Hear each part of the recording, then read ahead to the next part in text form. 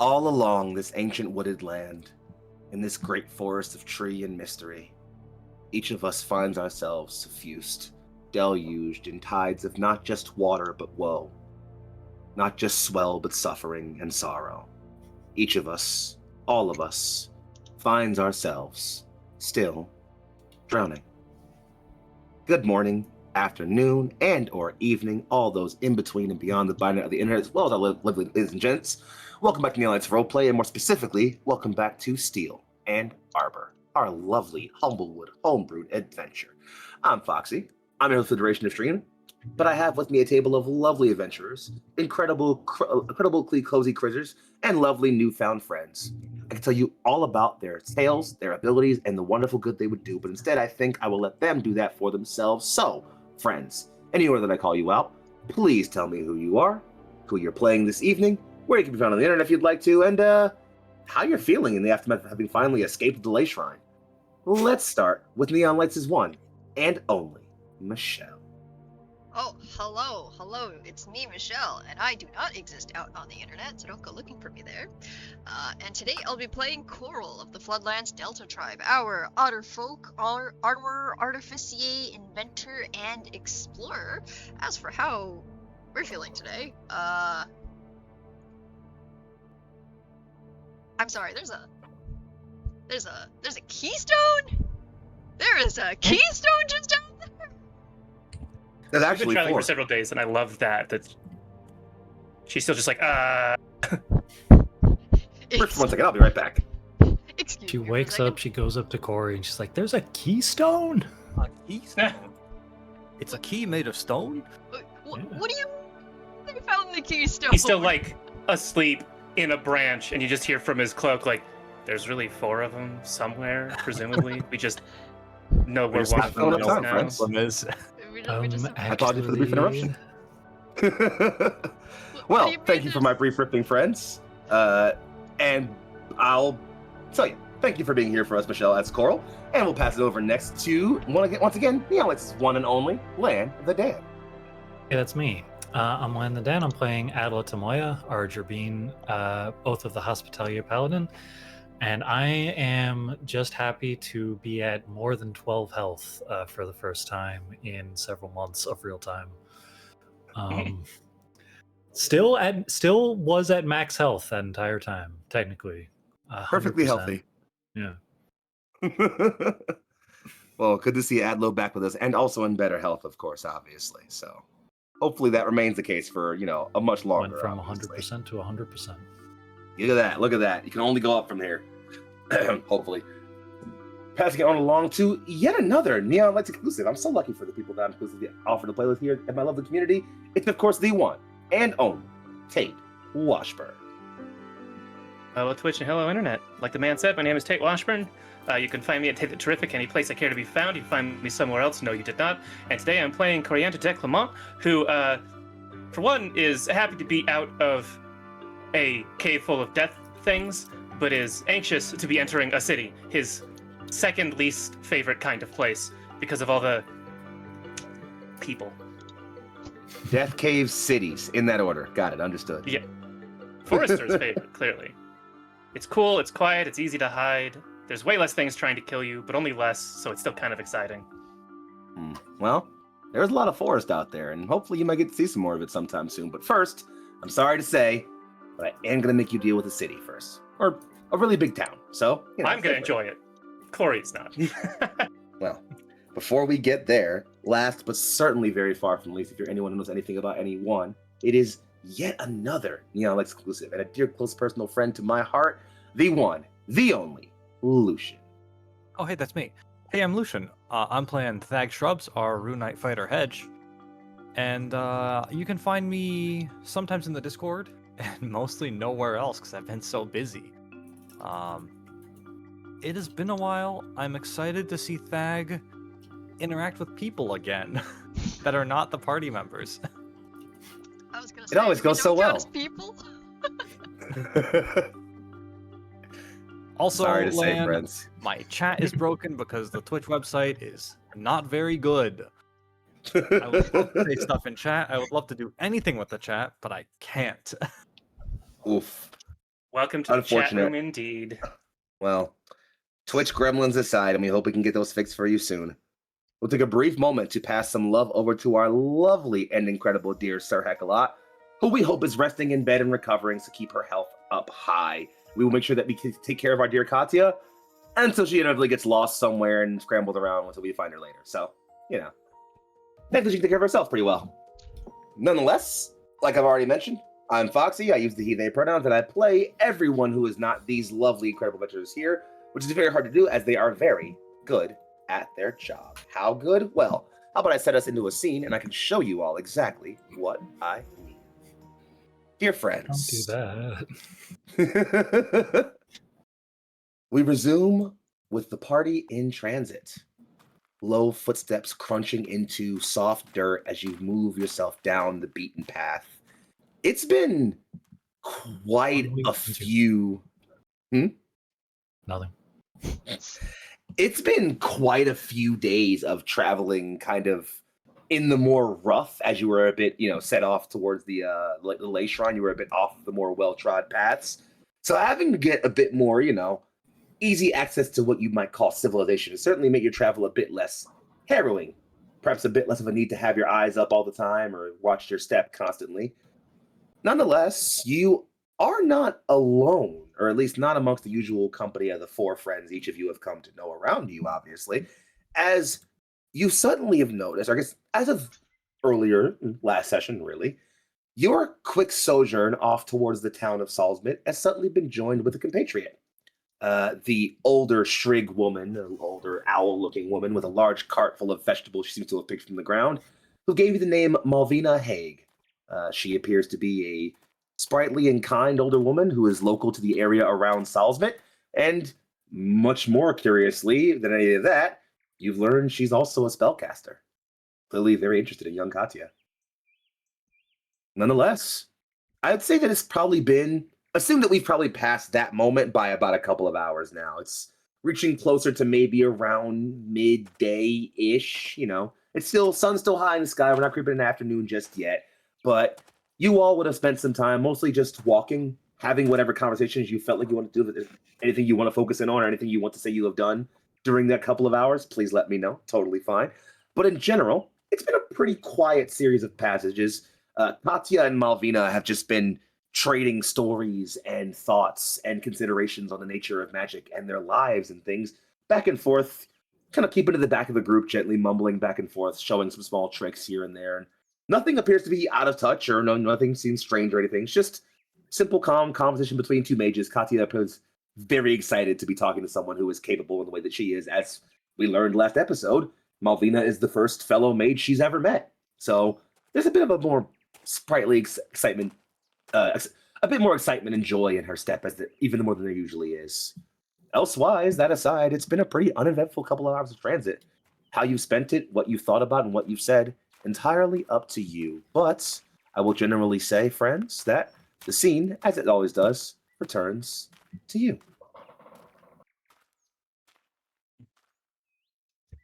I rolled a bunch of insight last time. So I don't think that I'm gonna roll again. Just I know that Corey, despite being everything seems on the up and up, is still just new person. He's not saying anything. He's not trying to look suspicious, but he's still You leave that nice old lady alone.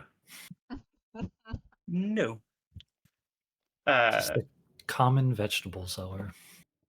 Who's also magic. To clarify really quickly, is she from Salsmit? Has she is she, or is she just going in the same direction as us, just because she wants to visit? She's from the area around Salsmit.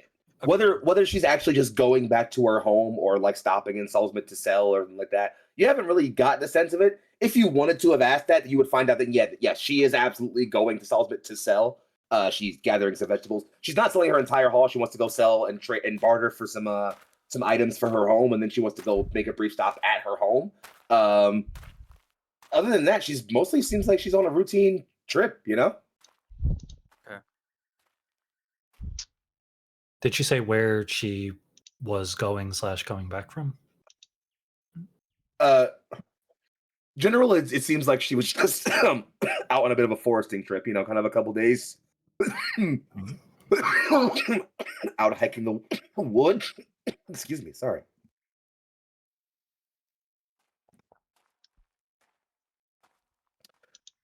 I do think Corey, especially getting closer to town, would want to talk to Sylve just a little. And it would just be like, basically he's walking, just gets a little closer, very, it's very low, quiet ways, just so, what are your plans to try and find your crew in town? Sylph kind of like gives a bit of a quirked eyebrow and just, if any of them are around, I'll figure that out when I find them. Can't say it was too busy on my mind, what with all the everything else we've dealt with.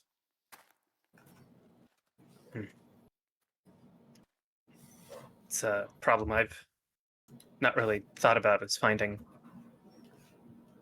people in a city. Oh, what do you mean? Cities are small. Yeah, it's just a lot of people. Yeah. But not all of them matter.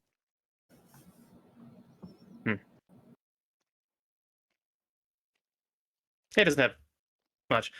Really, you're just curious if there's like a place where you go to find refugees or anything, if he had any thoughts on that, but I don't know that Corey knows how to say that specifically.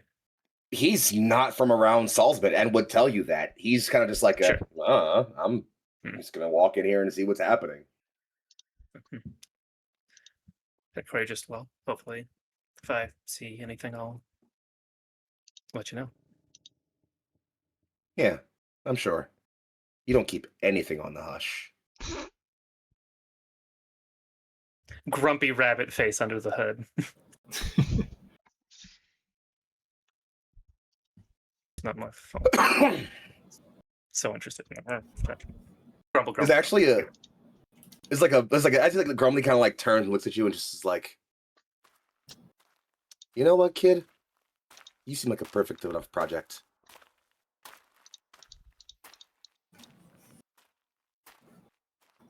Yep. Nope, that settles it. And he kind of like pats you on the shoulder. While we're here, we're finding you a date. Immediately, like, no. I wasn't asking. And just keeps walking. Now calculating the right time to hide from this man. Somewhere in an alternate universe, a possessed suit of armor and a lizard man feel a disturbance in the force. Hilarious. Oh my God. So true. Oh my God. I think so. Thag is gonna kind of bump Adla as they're walking, kind of go. How long are we planning on staying in Salsmit? I believe only enough to resupply, settle any business with our respective organizations we may have here, and then continue down to Dyersville. Right. So were we thinking a couple of nights? Maybe a week? Something along those lines? That may depend on our luck with the shops and what we need to procure. Right. I was thinking I should probably get this replaced, and that kind of like tugs a bit on his shirt, and it's like pulling apart and ripping from all of the slashes and holes in it from the bird beaks, and it's all covered in like mud and dirt. Lucian, do you currently have an inspiration? I don't think so. Take one. Oh, nice. That is a lovely bit of character continuity, and I'm a big fan of it. My shirt's awesome. Just kidding.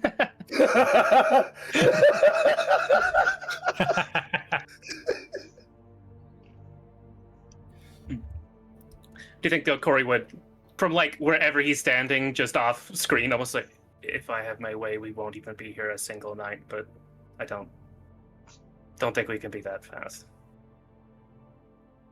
As well, some of us may have some professional obligations we may be beholden to.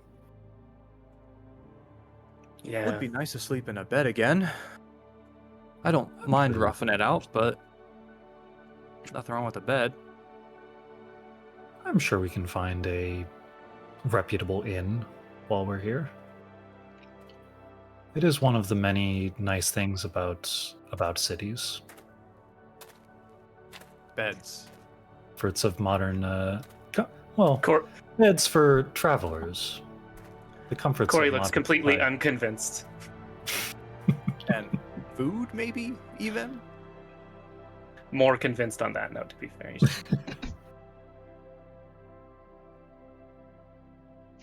Even he can't say no to good food. There's nothing wrong with a good bug on the road. I'm a mouse. I can't argue with that. Or I won't refute that. You know what? You know what all of us need? And like, you just hear Coral just like interjecting from the side as she slings an arm around Corian and then another arm around Thag. Here it comes. We Please need to don't visit say explosions. metaphorical explosions, but we should visit the tavern. The tavern. Good Are you idea. even old We'll have enough some to food. drink? Coral just kind of like looks to the side.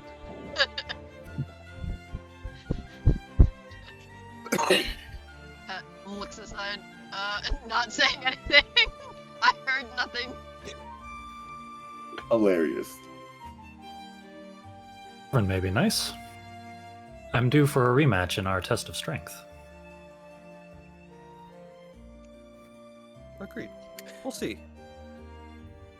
It is, as you are all saying this, that as you are looking out on the horizons or like along the path, kind of creeping up over the pathway ahead of you, you can start to see the tops of like wood reinforced thatch buildings and see the smokestacks of chimneys and clearly what look like larger towers and things built up as like watch posts. Looks like you are starting to approach your city destination. You can see Salsmit in the distance.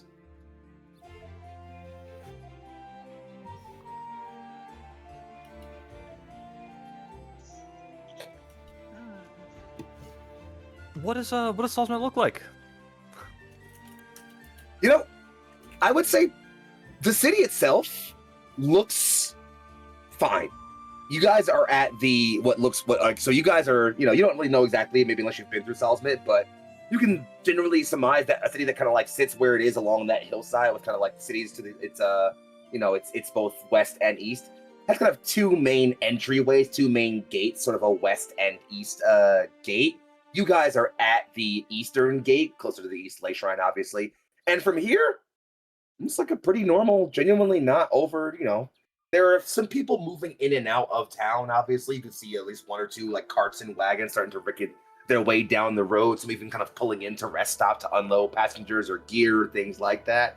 There are a couple of guards in towers, and, while they appear to be a bit maybe more on alert than you'd expect a guard to be sitting in a random town, there doesn't appear to be any danger or anything to that nature. Salsmit itself is interestingly built. It's primarily, that long major road you guys are in. As you are approaching, kind of seeing the open main gate, that main road just runs through the entirety of the town with sort of like a large plaza you can already see as you're approaching through and sort of other streets that move alongside of it. But more than that, as you kind of finally come out of the forest and start to approach along, you can see that all of Salsmit is ringed in farmlands and fields and, like tilled soil and things like that. And it's about a good time in the year where crop is growing pretty strongly. You can tell, any of you with experienced farming would know that like you're nowhere near harvest season right now, but you can already clearly see budding plants and crops growing up from the fields across plenty of places. And even from the amount of people you can see just idling about, working the fields, carrying bushels of things or working certain soils, you can tell that lots of people, lots of families work these fields. In fact, any of you would know, Salsmit is kind of a breadbasket town. It produces enough food to not only feed its own populace, but also to export outside of itself. Lots of the nearby towns, including places like Narth and Forwind, buy a lot of their grain and root vegetables from Salsmit to help feed their populace.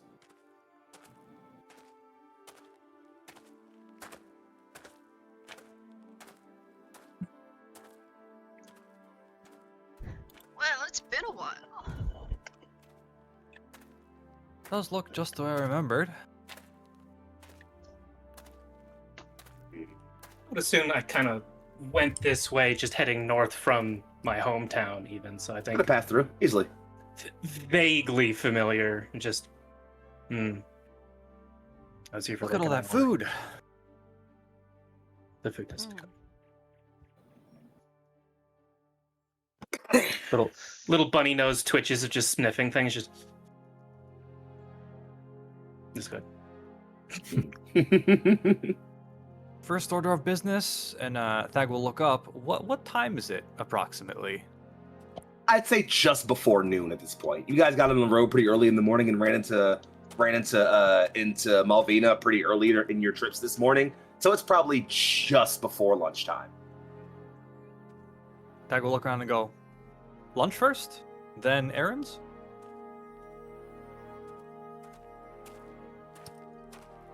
They Yeah. say you should never shop on an empty stomach.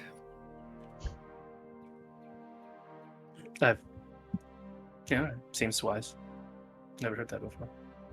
And Thag will turn to Malvina and ask, do you know of any good lunch spots? Well, there are plenty of smaller fare if you're looking around, but if you're hoping for something a bit more, let's say, and she kind of looks at you, Coral, and like smiles a little bit, thinking of your previous statement. Explosive, metaphorically. You might try the Cat's Tail Inn. Cat's Tail Inn. And will you be joining us? I have some small errands to attend to my own while in the town, and I was actually hoping to take our small friend with us if I could. After lunch? Yes, after lunch. That sounds very nice. Good, very good. Silva to give a long stretch and just ain't hearing no arguments here. I'm starving. If it's an inn, we can Oh. probably book a room, or how many are there of us now? 7? 6? Am I counting correctly? Y'all can afford 7 rooms? This is We me as a may player. need to group up. I don't mind bunking with Corey. I probably am not going to use a bed. Exactly. It's better if we have as few rooms as possible. 2?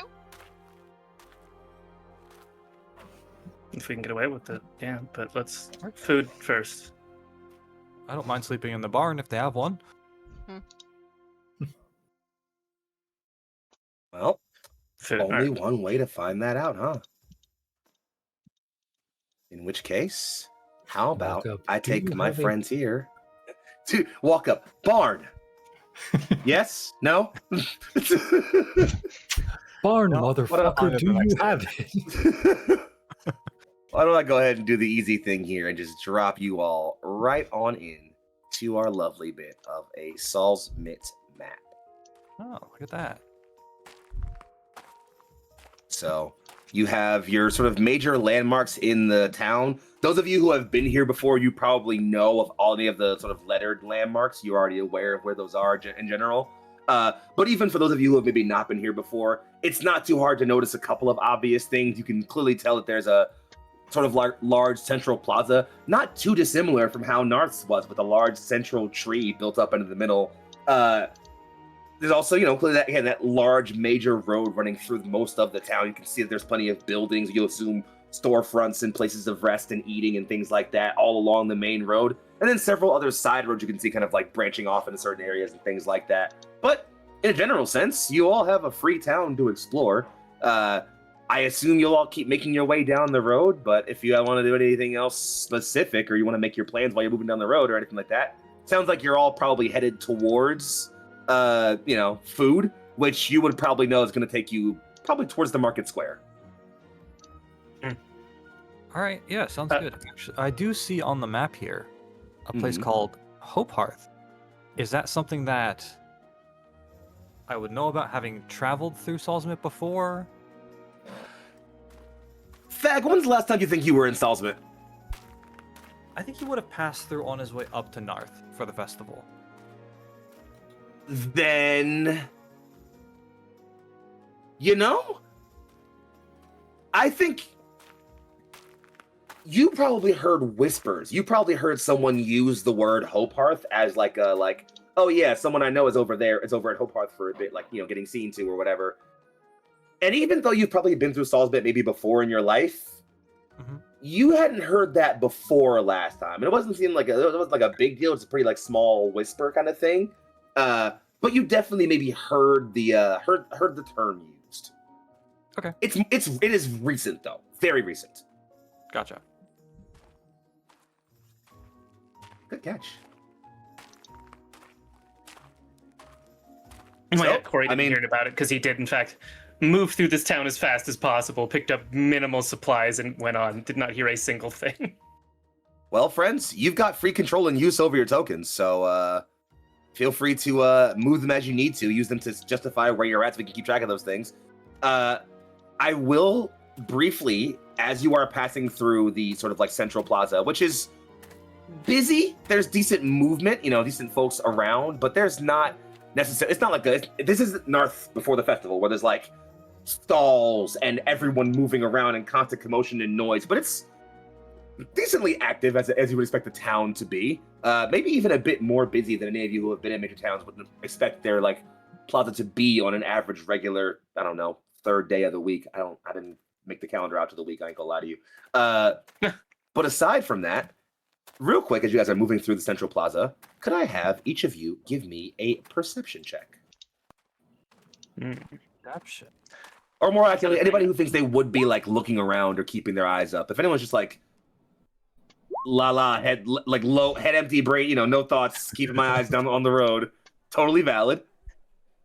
I'm pretty sure that Corey, head on a swivel, de Clement is probably looking at stuff. I have specific things he's also looking for. I don't know if that's a separate roll or not, but tell me what you're looking for. Go ahead.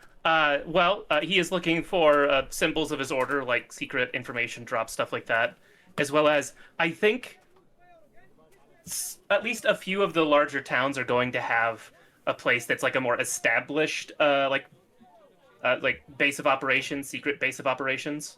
I think it's usually something like a bookbinder in a place where you can more easily drop off notes and pick up new ways of recording information. And I think it's usually notebooks. So if there is one here, he is looking for that. He might already know where that is, I'm sure. We can say that this role is also how perceptive he was of this town last time in that regard. So, I'll say outright for Coriander, with the 22, you're not seeing any of those symbols around the central plaza. You aren't seeing anything like that might lead you to that, nor are you seeing immediately what might look to you oh, that's an obvious secret base or drop-off point or anything in that regard. But I will say with that 22, when you encounter it, I will not make you roll again. I will simply tell you, by the way, Corey, you see this thing over there. Just hold that for now. Lucian, you were saying a thing before that. Well, it kind of matched with my roll. I rolled a 7, by the way. Thag is not necessarily looking around, but more sniffing around. Just going, I think I remember the food being this way, and just following his nose. That's so funny. Yeah, I mean, you know that you're going to keep moving down that main road. You're going to hit the market district, which is where you're going to find plenty of, your food areas and your carts and your local eateries and things of that nature. So you are certainly nose forward, as it were. But Corey and Adlo, both of you, as you are moving through the Central Plaza, notice a kind of small gathering of people. And again, people are moving through, so it's not easy to notice at first, but as you're looking closer, there's a kind of semicircle of people formed around kind of like near the base of the tree. And there is a single person who is sat at the kind of apex of that semicircle. And you aren't close enough to really hear them, but you can tell from like the movements of their hands and the way they're kind of looking around. They're clearly talking to these people.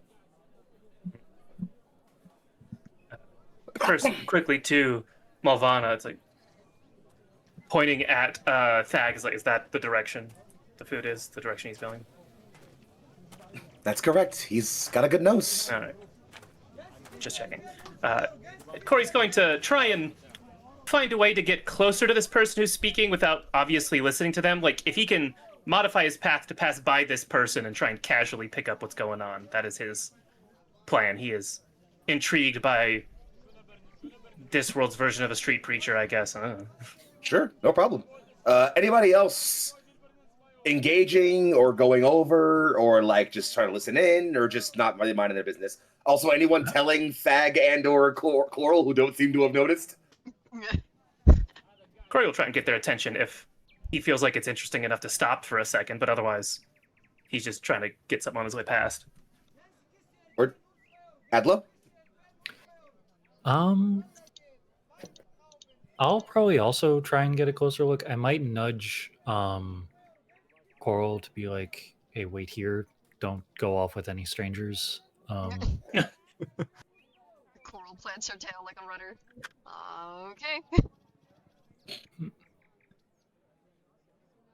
Well, as Thagrius continues sniffing on forward with his nose, and the rest are kind of taking a moment to look around. He's an adult. He's allowed to go where he wants. Yeah. You know, accurate. Can't argue with that. Look, we're both those are tall. hard to like- find. It's easy to find us. Spot us in the... Also true. But he's wide.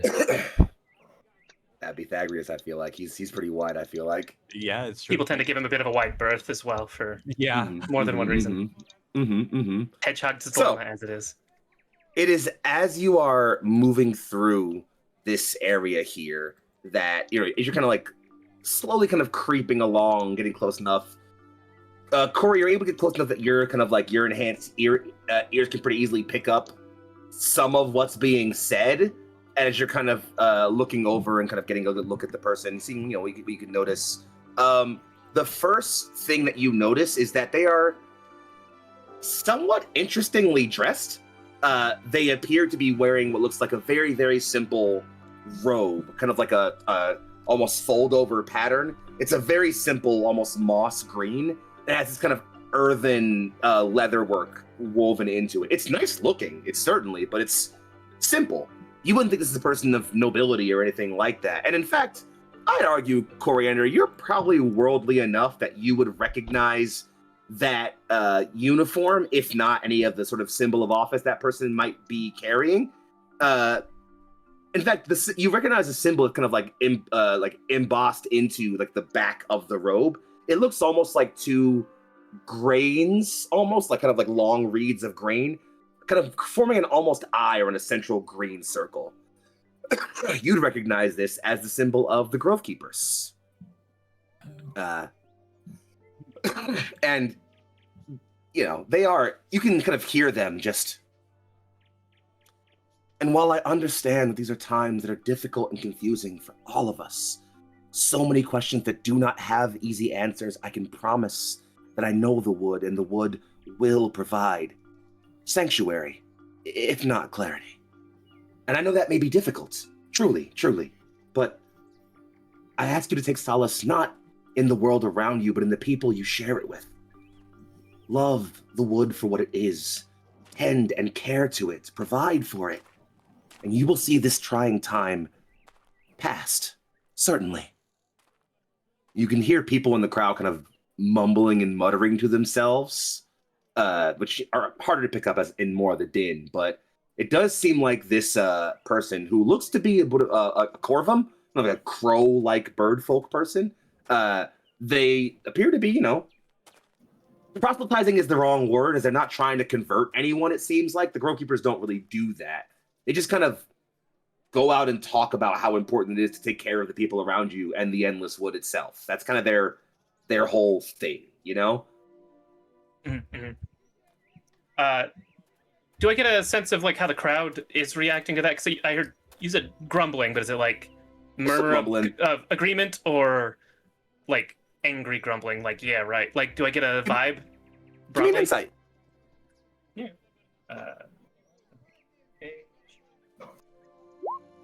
Insight is something I am not expertise in, but I should have rolled better than that, which is a 9.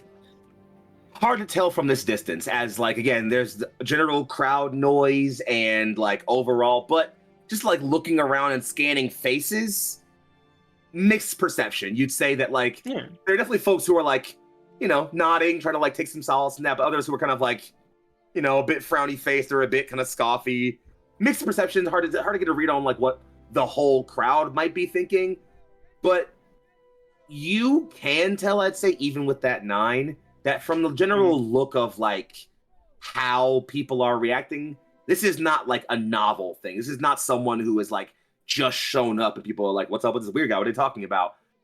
This is probably decently regular. This, or more accurately, you could say this has probably been going on for a bit. Yeah. Well, doesn't seem that unique or that interesting to Corey, so I don't think he's really going to stop. He's going to probably catch up with Thagrius and just, like I said, be on the lookout generally and specifically, as it is. All right. Carrying on, friends, or anybody else happen? There's a grove keeper telling people to like each other. It's always nice to see. That's all Corey's going to get out of that. Just told people to get along. It's weird that they got to...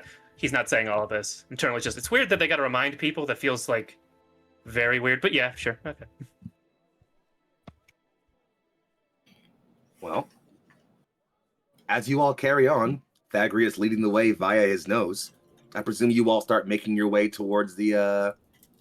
Again, you want to make your way sort of towards the market square through the central plaza, and unless Adlo had something else with the preacher. I don't know. Adlo, did you or no? Not especially. Noted. I don't think the Oathbound have any particular... I'm not aware that the Oathbound have any particular quarrel or special relationship to the Grove Keepers, and... Not at all. I certainly have no objections to a message about the importance of taking care of your fellow men. The Grove Keepers are interesting in that they hold a very special place in the Endless order Wood. in the Endless Wood, Yes. right? Dan, think of inspiration. Good job. Yes, they are the oldest order in the Endless Wood, and effectively the first guild. They are kind of the ones who called the first conclave after the end of the Savage Age. And the idea of like forming guilds kind of came out of the idea of them, as they were already an established group at that time. So they are pretty important, pretty diplomatic. In fact, I'd say they tend to like hold open counsel with anyone who wants to talk with them. They work with most guilds pretty amicably. In either case, Thagrius, if you don't mind me grabbing you a little bit, I'd say it's right about here-ish that you feel that like, that food smell you're kind of taking in. You can feel it all around the it's all around the market square. There's food everywhere, obviously, but it's the strongest kind of that like fresh baking bread over like a roasting fire smell you were like getting. Yeah. That like as you're like walking through this area, sharp right. Like it is right here. Ooh, okay. As outside you can see a sign that very clearly looks kind of like a low loping kind of stretching feline with kind of like written along the arm and down the back is the cat's tail, ending specifically right before the tail. Huh. Dag will turn to the group and go, "Hi, I found it. Everybody ready to eat?" Is it real noisy in there? Does it seem pretty crowded from out here? It seems busy, like fair number of patrons. Tables are mostly filled, but there's a couple spaces at like the bar as you're looking in. But yeah, there's a good chunk of people here. Then Corey's shoulders raise a little. He's like, I'm bracing myself. I think of it this way. It's easy to conceal yourself in a crowd. Here, I'll move these two up as well. Whee! I'll even bring over our dear friend Adlo. Whee! Oh, whoops. You're fine. It doesn't really matter all that much. So yeah, I'll just drop you all here for a moment, let you all hang out inside the inn as you all move your way in, obviously. Stepping inside, you notice... Here, I can move this one out of the way so you can see it a little bit clearer. So, stepping inside, you notice a couple of things. The first, again, is that it appears to be a decently active bar of some kind. You'd almost call it more of like a restaurant in like modern terminology than a traditional bar, as like while there are very long tables with people having seats, it seems like most people here are eating a lot more than they're drinking. That could also be a matter of time of day, but it seems like there's a lot more people who have gathered here for a meal in their midday than anything. In fact, looking around, a lot of the people here seem to be farm workers, people who have, come in from the fields. There are some like guards who are on shift change probably and things like that, but most of the people here seem to be workers. Workers' bar, as it were. You can see a staircase that clearly leads up to what might be some rooms or some things like that of that nature. But behind the sort of long table that serves as the kind of counter, you can see what looks to be a cat folk, and they're among the more rare ancestries in the Endless Wood. Not uncommon. You've all seen at least one before, no question. But they're much less common than, say, I don't know, a Drbeen, a Mapash, any kind of bird folk, any of those, I would say. But they appear to have kind of like a almost like gray, silver, and white sort of a coat with some long sort of mottled patches of like dark gray or black on them. And they have a wide smile on their face as they're kind of like moving left and right. Their hair kind of sort of braided down their kind of at the back of their head somewhat. Handing out a drink there. They lift a wide tray of freshly baked bread loaves. That's exactly what you were smelling, and just place it on a rack not too far behind the bar. The scents start wafting all over. It is delicious, freshly baked spiced bread. And in general, yeah, it seems like a pretty good time overall. How do you proceed, friends?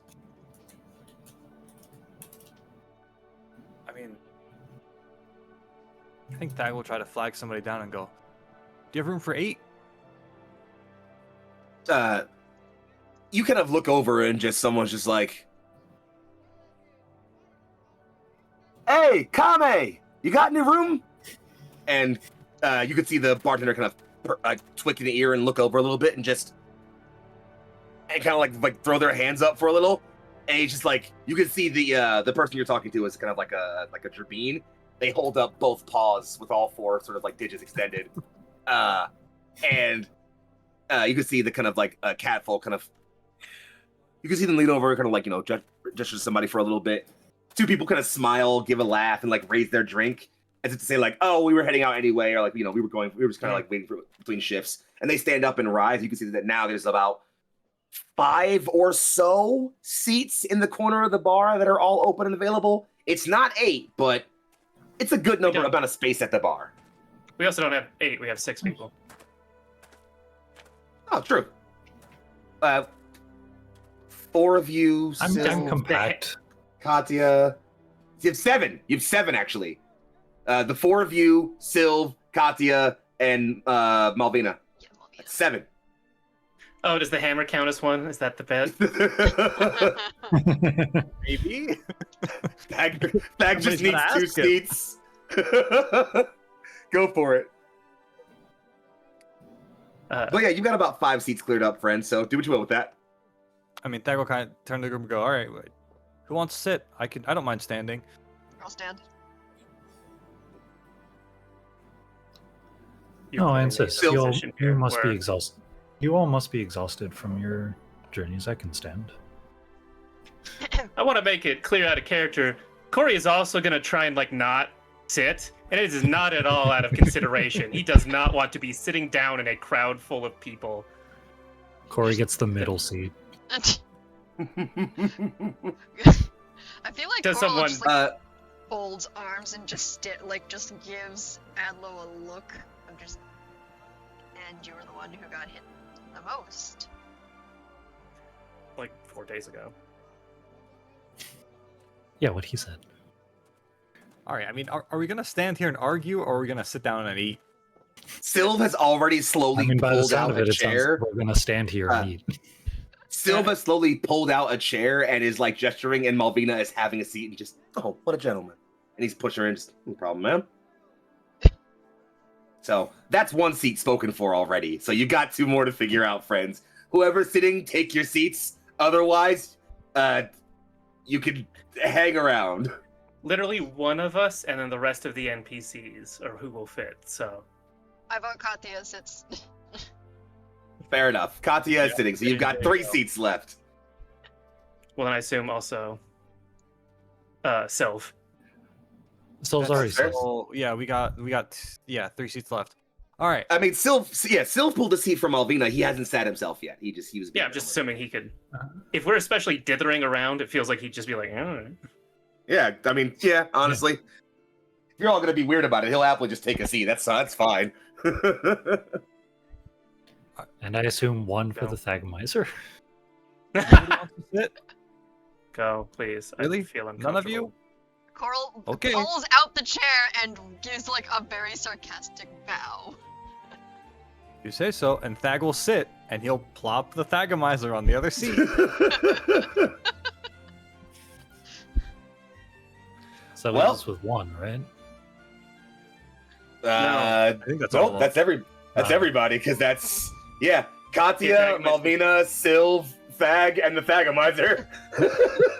That's all your If seats. you want to taken sit up. on the Thagomizer, one of you can. But Corey is like, you are too nice. I just don't want to be easily taken by surprise. He's trying to find like a wall he could lean against rather than if like close to where everyone is. You're in like a corner of the bar, so yeah, you can pretty easily get a nice wall lean going and still be like in the group convo right there. You can easily get a good nice broody lean on, no Well, problem. especially with the big cloak, he just kind of looks like a tree that's leaning against the wall. All right, Sasuke Uchiha, take it easy. Right? Again, he's just awkward about it. Everyone thinks he's cool and edgy. He's just like, I don't want to sit down. Maybe 1 of them. Any case, the catfolk will wheel around, and like you can see them kind of like look over at the group, open their mouth to speak as like again typical, just like you can almost see the like, hey, how are you on their lips. Stops, glances over, points to the hammer. Is that thing gonna break my stool? Oh, I don't mind taking it off if you have any other guests that need it. In fact, Probably well, best. we have. Adlo looks at Thag and he's like, "Well, we have one right here," and then points at Coral. Like, Thag, Thag will pick up his hammer and almost carelessly drop it behind him. There's a Good fight. Chip the floor. Okay, I'll see about that later. Good afternoon, folks. Can't say any of you look like familiar faces. Though, come to think of it, you've passed here a couple times, big guy. Yeah? Yes. And they kind of like throw out a hand. In case you forgot, Kamehamate, at your service. Kamiyamate, nice to meet you. Nice to re-meet you. Yes, definitely nice. Definitely remember. We gotta get- What's for lunch today? Ah, yeah, perfect time. Just had a couple of fresh loaves come out. He points over to the bread, and then behind him you can see like there's a large open pot, which is clearly like burning and like held over like a large fire. And there's a big, massive ladle in it that you almost didn't notice it until now. Has been passively stirring with his tail the entire time he's been talking to you guys. And the stew's almost done. So Glove on that tail or something? look, do you want stew or do you want ocean safety? Oh, you want ocean regulations. Your fucking call, dude.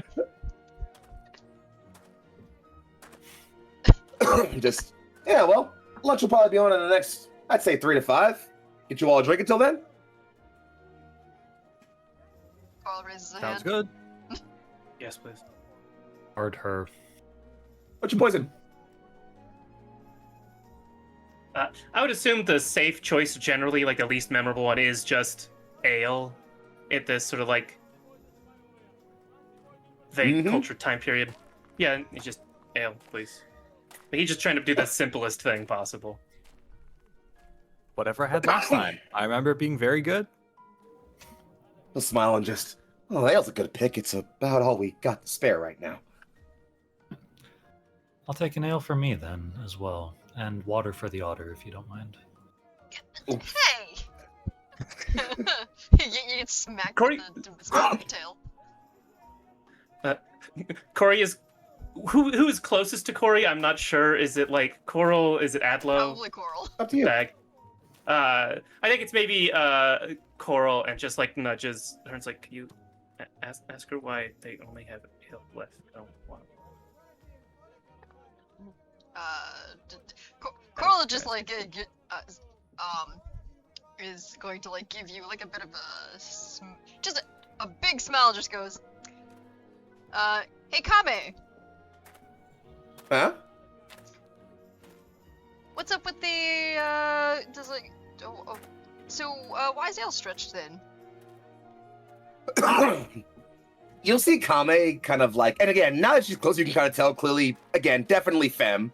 And she kind of just like, I normally wouldn't give away any personal business secrets, but for a cute girl.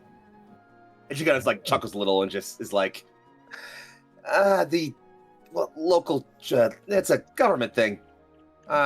He kind of like gives a bit of a sigh and it's just like, the trade bishop ordered a lot of luxury goods and items to be repatriated not too long before the flood got here. And he kind of points down the street, you can see, as if like pointing towards like the western gate. So we've been a bit, well, stretched thin. We're kind of rationing, I guess, but, well, dark times, yeah? A solemn nod. Yeah, like Under his cloak, Corey takes a notebook out and makes note of that. it's a little interesting that trade bishop ordered all of that repatriated before the. Anyways. Well, especially before Yeah. that. Before. Internally, he's like, I'm like, oh, I completely understand, darling. And it's just like, it's like, well, in that case, a water is just fine. Sylv goes, I'll take hers. Kame just gives a bit of a chuckle and just waves over and says, there's enough ale to go around. If it were a problem, I'd let you all know. But, and she, clearly is like, working, gathering a couple of like, small kind of like, steel mugs. And it's like, not even steel, it's more like a rough iron almost. And is, going in and, kind of like, you can see she has a large, kind of almost barrel she's lifting up. Strong woman, clearly. And is like opening and, like pouring a bit from like a nozzle into each of the tins.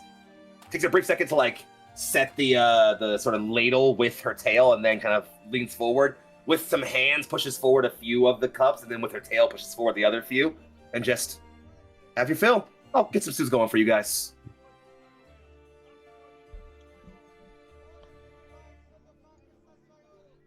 Perfect. Lovely. Just like. And she kind of turns. Toast. Mm-hmm. You say like lovely. She turns over, smile over her shoulder. Yes, you are, and keeps moving. Coral is blushing. Dish it out. Can't take it. leans over against like that. That's why I don't flirt. It comes with consequences, you see? It does. He knows he can't handle it. You could always ask her for lessons. Solemn head shake. Or to build up your tolerance, if you think that would be more helpful. Look, the More secret, energetic honey. head shake. The secret, honey, is to give genuine compliments. Slightly afraid head shake. I think Coral's just gonna like put like an arm around Corey and just start like chatting about the how to flirt one how to flirt for dummies. A dissertation on flirting. All right, so while Coral begins her podcaster career, I don't know. I mean, Corey would be interested in just sort of like, not specific people around, but general vibe. Does he notice any, like, thieves' canty spy shit going on? nothing specific in here, it looks like. It seems like everyone here, again, this looks like it's mostly a tavern for workers. People here are, they look rough trodden. You can see, like, in fact, there's even like a rack by the door with like gloves, like field gloves and like things like that. There's even like some guard helmets and things kind of hung on it. It seems like here is a place where like people who are off shift or, swapping out can kind of just like get a bit of a rest. I will say, sweeping your eyes around the tavern, there is, though it's tough to call, just a general malaise, you would say. Just people, everyone's okay. No one's like bawling or sad, but like there's a concern in people's faces. There's some people having like quieter whispers or, talking about what might be more sullen things or concerning things based on their faces. There just appears to be some worry in the air, I guess. Kind of not hard to maybe guess why, but, that's up to you. I mean, he'd make some assumptions at this point. Just like, if news has reached here of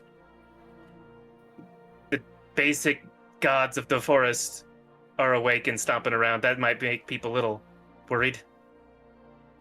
Just a little. Sentinels, not gods. Yes, that's why I said basically gods. Especially when their supplies are being taken as a result. Or I think that would actually be a Along with conversation that. Corey would start as, so they're requisitioning stuff before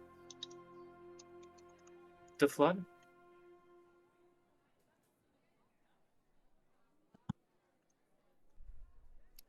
The timing just suspect. I will say, with a very easy insight that you could take two on, you wager the flood, given the fact she pointed out towards the west, might possibly refer to the flood of people. Mm-hmm. So, like, the implication might be they just got news before the people got here? Possibly. Don't know, but... Yeah, it's still a... maybe. It's listen, I'm never going to deny you guys a lead to investigate. I just wanted to make sure that you all, like, got the right impression from what you would understand based on what was said. Sure. Yeah. Up to you all, though. It just seems weird.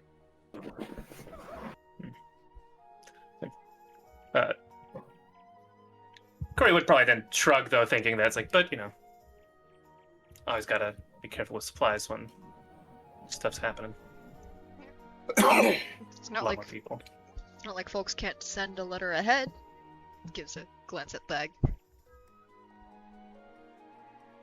I always forget about those void ones. I think that was and he because in his mug. It's like I almost died in that room, gang. I need a drink. It's been like 3 days. Get up. No, Corey doesn't say that. I had to make up You for can't immediately- sleeping through half of it.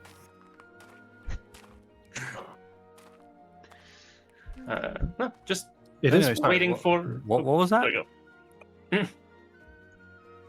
I'm just I suppose it is possible they merely intend to ration. They're merely collecting them to ration out, but Sure. it does concern me. Which Oh. part? The rationing before the people got here. That But is then I odd, also isn't forgot. it? But I also forgot you can send letters anywhere in the wood very quickly. In fact, you did. So I don't know. Maybe they heard from the shrubs. That's a good point. Maybe. I'll have to ask. Please, that'd be great. Not condescendingly at all. Even he's just like, yeah, no, that'd be great. Please, thank you. Well, Have we seen prices, by the way? Corey's a little worried about his finances. As to the amount of this is going to cost. There is a small wooden board behind Kame, which has clearly been like carved into with the cat's claw rather than like actually neatly chiseled or anything like that. Excellent. Seems like it's kind of the aesthetic here, honestly. But it does seem like in general, all of your meals are probably going to come up to about 2 silver pieces each. Oh. It's not so bad.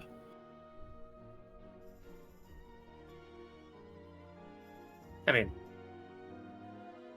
it's still a significant portion of what Corey has left, but sure. Sylv, Corey, are you looking kind of like you're like, yeah, I don't know. I think you didn't say you were concerned about finances. Sylv leans back somewhat, just like, I got you, kid. I can cover you as well. Charity is important to the Oathbound, after all. Well, he offered. It's between the two of them. It's like, my mom would call this a polite fight. Amate comes back around in that moment, kind of juggling a couple of like small bowls of stew in her hand. They're not the largest bowls, clearly, but she'll kind of put them down. And as she's putting them down, you can see that she's clearly putting them down pretty swiftly. It's just like, you all enjoy that. It's mostly roots and a couple of small chunks of meat we can find in, but it should be pretty tasty if you got lucky enough to get some of the good bits. Let me know if you need anything. If you need any more, just let me know. And she's clearly already moving and handing out other bowls she poured like with her tail to other people. As you can all see, there is a line there that is formed. Like the moment that the stew was clearly done, people rose up and have been lining up at the bar. It's seems like folks just need a good meal.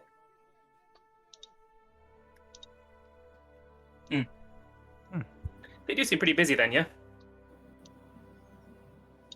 Does seem like it's pretty active. I mean, tough to say. I mean, it's not like a bunch of more people came in. Sure. It just seems like all the people who were here were clearly waiting for food. Sure. Because I asked more, and now Corey's already bracing himself for like before they leave. Of like, I know what we have to do to get rooms. That's quite a lot of hungry people. Mm-hmm. Do we want to get a room here, you think? Or two? We can afford it. Yeah. Is there a sign? Maybe people, once. they could always use a dishwasher or something, I'm sure. In a modern time, Corey would already have his resume like ready of like, I have worked in an inn since I was 5 years old. He writes it from memory in his notebook. Actually, the last 10 pages are all the same thing. He just rips out a page each time. Just in case. The endless woods. Is there a sign? It's useful for infiltration missions. Is there a sign depicting like inn rates or A is it help something wanted. different? It doesn't seem like there's an immediate sign on the on the row of menus, which probably to you, I'd say as a cultural thing, you would know that if you don't see a price for a room, it probably means you gotta just ask the person running the inn, which you could probably assume at this point is definitely Kame. Is typically how that's gonna work. So catch her when she's not as preoccupied serving customers and ask. But for now, you've got your stew. Again, it's warm and savory, and like I said, if you know what, everyone give me a D6 roll real quick. Okay. D6. Oh, I'm A simple D6. got an actual physical die. The humble six-sided die. The humble six-sided dice. I got exactly the average, a 3. The humble numerically labeled polyhedral dice. Well, now that's odd. What you got? 7. A duck. I'm not sure what number the duck is. I got a 4. Okay, cool. Anyone with a 4 or higher on their roll, you have at least 1 or 2 pieces of meat in your stew. Oh. Nice. Does 1 mean there's a piece of meat that wasn't intended to be there? It just seems more like there wasn't necessarily a whole lot of meat in the stew, and thus Okay. it's just if you got lucky enough to get a good scoop with it. Fair enough. Fair enough. Tastes good though, spicy. Yeah, I'd say it's a solid it's the kind of meal that's clearly made to stick to your stomach. It's a stew that is very, very full of potatoes and other starches. It is very clearly the kind of thing where a bowl that's meant to hold you through until dinner. Which, I'd say that's probably something you all could use, a nice solid warm meal, nice and full of your nutrients and proteins, what you need for a nice strong diet, get some meat on those bones. Elsewise, there's nothing too immediate, so I think it's actually Syl who kind of leans over and is he's chomping through his stew. In fact, if you give me a second here, I got a 6. He actually has like 5 pieces of meat in his. He got lucky. He's having a great time. So Syl is chomping away. It's just all right. So aside from figuring out rooms, if you guys want to do that, any gameplay while we're here? Need to get a new notebook. I may wish to see if there are other Oathbound members here in the city. I gotta check in with the Tinkerers Guild. More paperwork. Yeah, I should check in with whoever from the families here, and also it'd be nice to see if there's news of whatever's left of your group, Sylv. That's what I was thinking. I was gonna hope to, pull some ears, ask some questions, see if anybody heard anything. I was hoping they'd at least check in with the guild. I would imagine the newcomers, if there's any staying here, would find them all in one spot, usually. Question is what that spot is. Well, we do have someone who's kind of a local. Malvina kind of leans over and gives a cute bit of a wave and just, I had some more plans here in the market, and again, was hoping to take our small friend with us to maybe show her some simple things. But if you're all looking for any of the people who got here more recently, you would want to follow the main road. A lot of them are closer to the gates, if not surrounding Hopehearth. Hopehearth? What is... I've heard that term last time. What is Hopehearth? It's a bit of an impromptu thing. Not long ago, a stranger ended up coming to our town, showing a lot of kindness to the people here. We were already dealing with our own hardships prior to all that's wrought us more recently, so he was a bit of a beacon. I wager he just decided to stay here. Hopehearth is what people simply call the...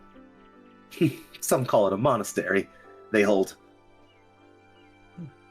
And just leans over and just gives a very coy smile to you, Adlo, and just, if you're looking for a member of your order, I'd recommend taking a look over there. I believe I will do just that then.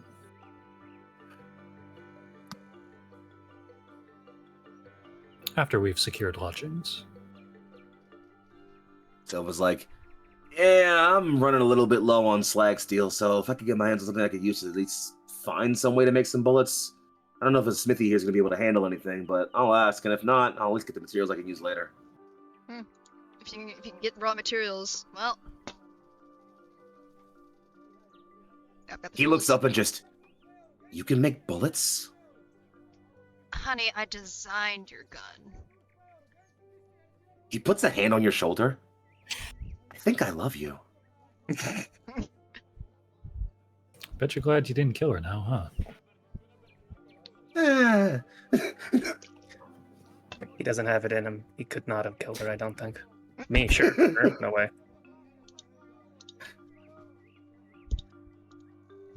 See that armor? Coy doesn't say that part. If there's a lull in conversation, something occurred to him while Malvana was talking, and was a little worried until she mentioned probably a member of Adlo's order. And he just leans over to her while people are eating, trying not to be heard too much. He's like, you mentioned my brother. He's not here in town, is he? No, not to my understanding. Corey seems to visibly relax a little, but says nothing.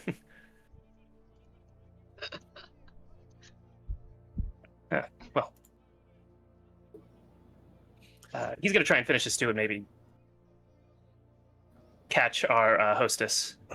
Mm-hmm. So you can get Kami's trying to find a place. Like, he's worked in an inn before. He kind of, I think, has a sense of ebbs and flows of service, and he's trying to be extremely polite about it. Of like, I don't want to. I vote that we let Coral ask for the prices of the rooms. Maximizing pretty privilege. This is effective TTRPG playing, friends. Just like, sure. Yeah.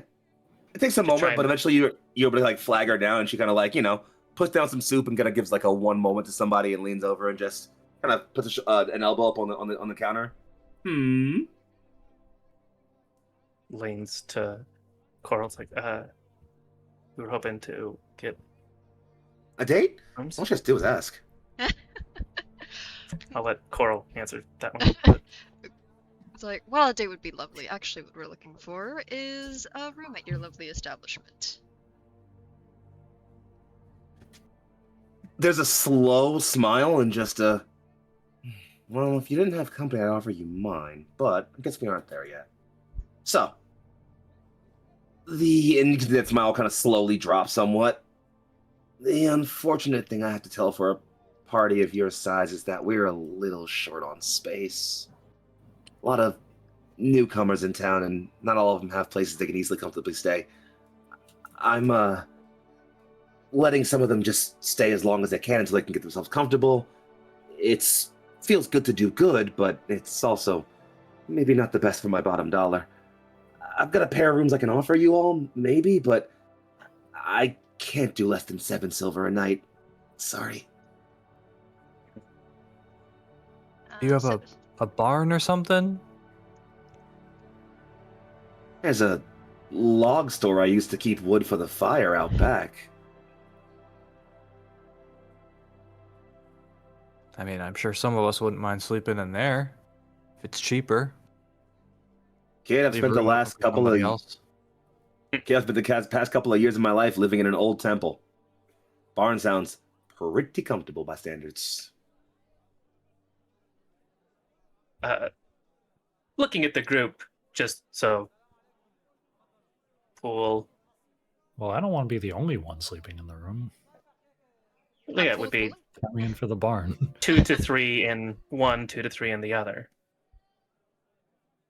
That would work for me. I can. Because there's 6 of us. Yep. You have nice armor. I feel like a room is better for that. People will try and steal that if you are just in the room with firewood. You Bunny has a point. That's fair. Sinks a little deeper into his cloak. And Cute Bunny like. Ing was like you hear like it just like I feel like it's just a commiserating like he's adorable, isn't he? Mm-hmm.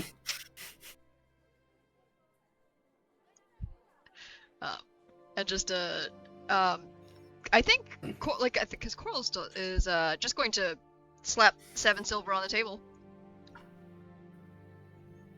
My. Oh yeah, Wow. some of y'all are rich.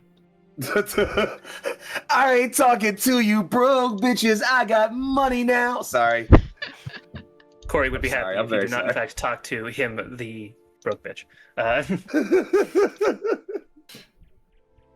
Fine by me. Anyways.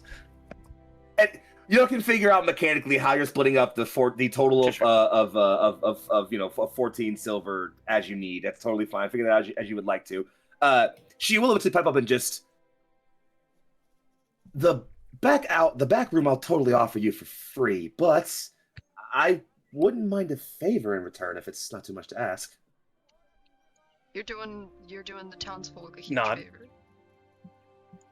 It's exactly that. My family's got a pretty big farm not too far out in the southwest. I've been meaning to make some time and stop by and check on Ma, but I've just been a bit too busy. And she just... If you find some time while you're in town before you take it in for the evening, maybe swing by for me. I'll have to do my love. Of course. Is there anything you'd like us to bring? Naturally. Or a token to be recognized by. She gives a long, kind of like thoughtful sigh, and then her ear flicks somewhat as she leans up and uncuffs one of this kind of silver earrings she has been kind of silver like rings around her ear she was wearing. She'll hold it close and just, yeah, give her this. I mean, immediately Corey thinks that the most trustworthy person to have this is Adlo. I would have volunteered to do this anyway. Not in a way of like he doesn't trust himself or the rest of the team, just the most honorable out of all of us and the most responsible. That combination's got to be Adlo.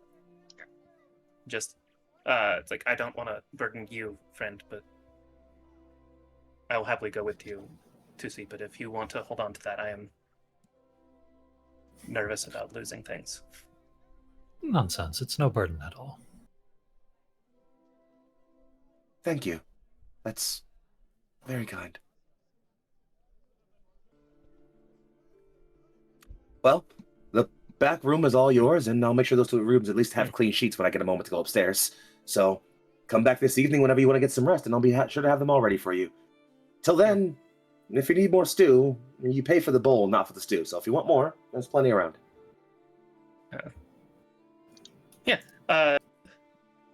Corey's gonna bow and then like look like he's gonna say something, and then also if you need any help in the back, I grew up in an inn, and I wouldn't mind a silver or 2 if you need it. I don't.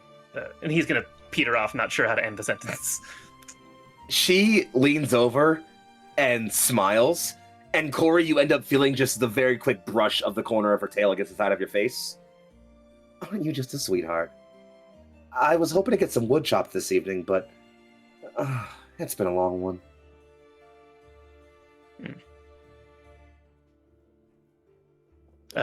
Turns out Corey actually has 14 in strength and would be pretty decent at that. Despite being a noodly under a cloak. yeah, despite being a noodly looking guy. Wearing baggy clothes all the time so nobody can tell. He would just nod. It's like, of course. Do I have some errands to run first? Yes. You take all the time you need. And, now, as much as I love staring at you all for a little bit longer, I do have people to feed. I was like, good luck. Just like, She leans up and just, see you for dinner, maybe? like, after we've said hello to your family. Of course. Till then. And she gives another bit of a wave and goes back to doing her job. And with that, friends, you are left with some meals if you'd like them. If there's any other idle conversation that needs to be had, have it now. So I think we could probably do break and come back on those, unless anyone else has something they're like, gotta cover this right now while we're fresh. What do you know? You're reading my mind. As absolutely, we'll take this moment to give our players a little bit of a rest, let them finish their meal, and prep themselves for some individual exploring the city of Salsmit as they prepare to go around and learn what's going on with the going on. We'll give ourselves a moment to refuel and defuel as we could. In the meantime, friends, please touch not that dial, nor that browser. We'll be back with more fuzzy critters in lovely situations in just a few minutes. Take care.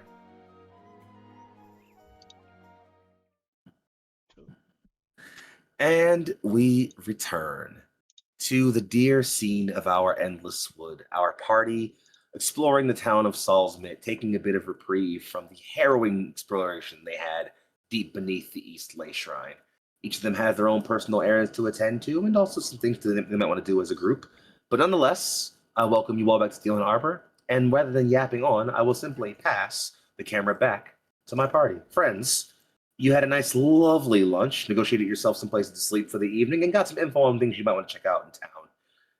Each of you has your own things you want to attend to, as I already mentioned, and other places you wanted to see, but instead, I'll ask you guys, what's the game plan specifically? I think we're going to start with Adlo, but for the rest of you all, take some time to think about what you want to be doing as we start off with Adlo. And the question I will ask is is anyone going to immediately accompany Adlo over to Hoparth? I know, Cora, you were thinking you were doing that, yeah? Yeah, like head on a swivel looking for his order's secret base or drop points, but he's also just interested in what Hoparth is. He's at least going to go to the front door and see what's up. I think Hoparth's nearby that Coral will just like close enough that Coral will just accompany for a little bit. And we might split You got it. You got it. And then for our dear Thagrius, where do you want to move yourself along?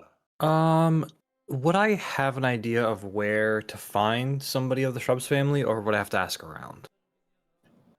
It's probably going to be an ask around sort of thing. There's a few places you could maybe like hint at. Like obviously the market square is usually a pretty busy place. A lot of people are.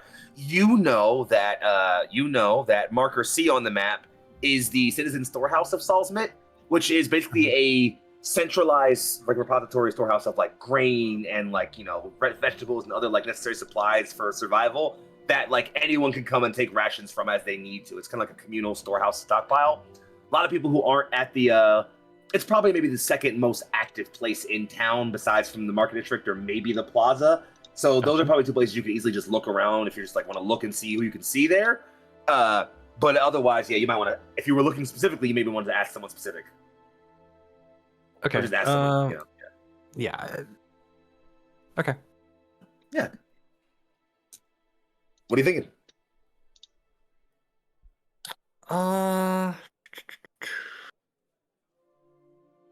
Probably ask Kame first, so...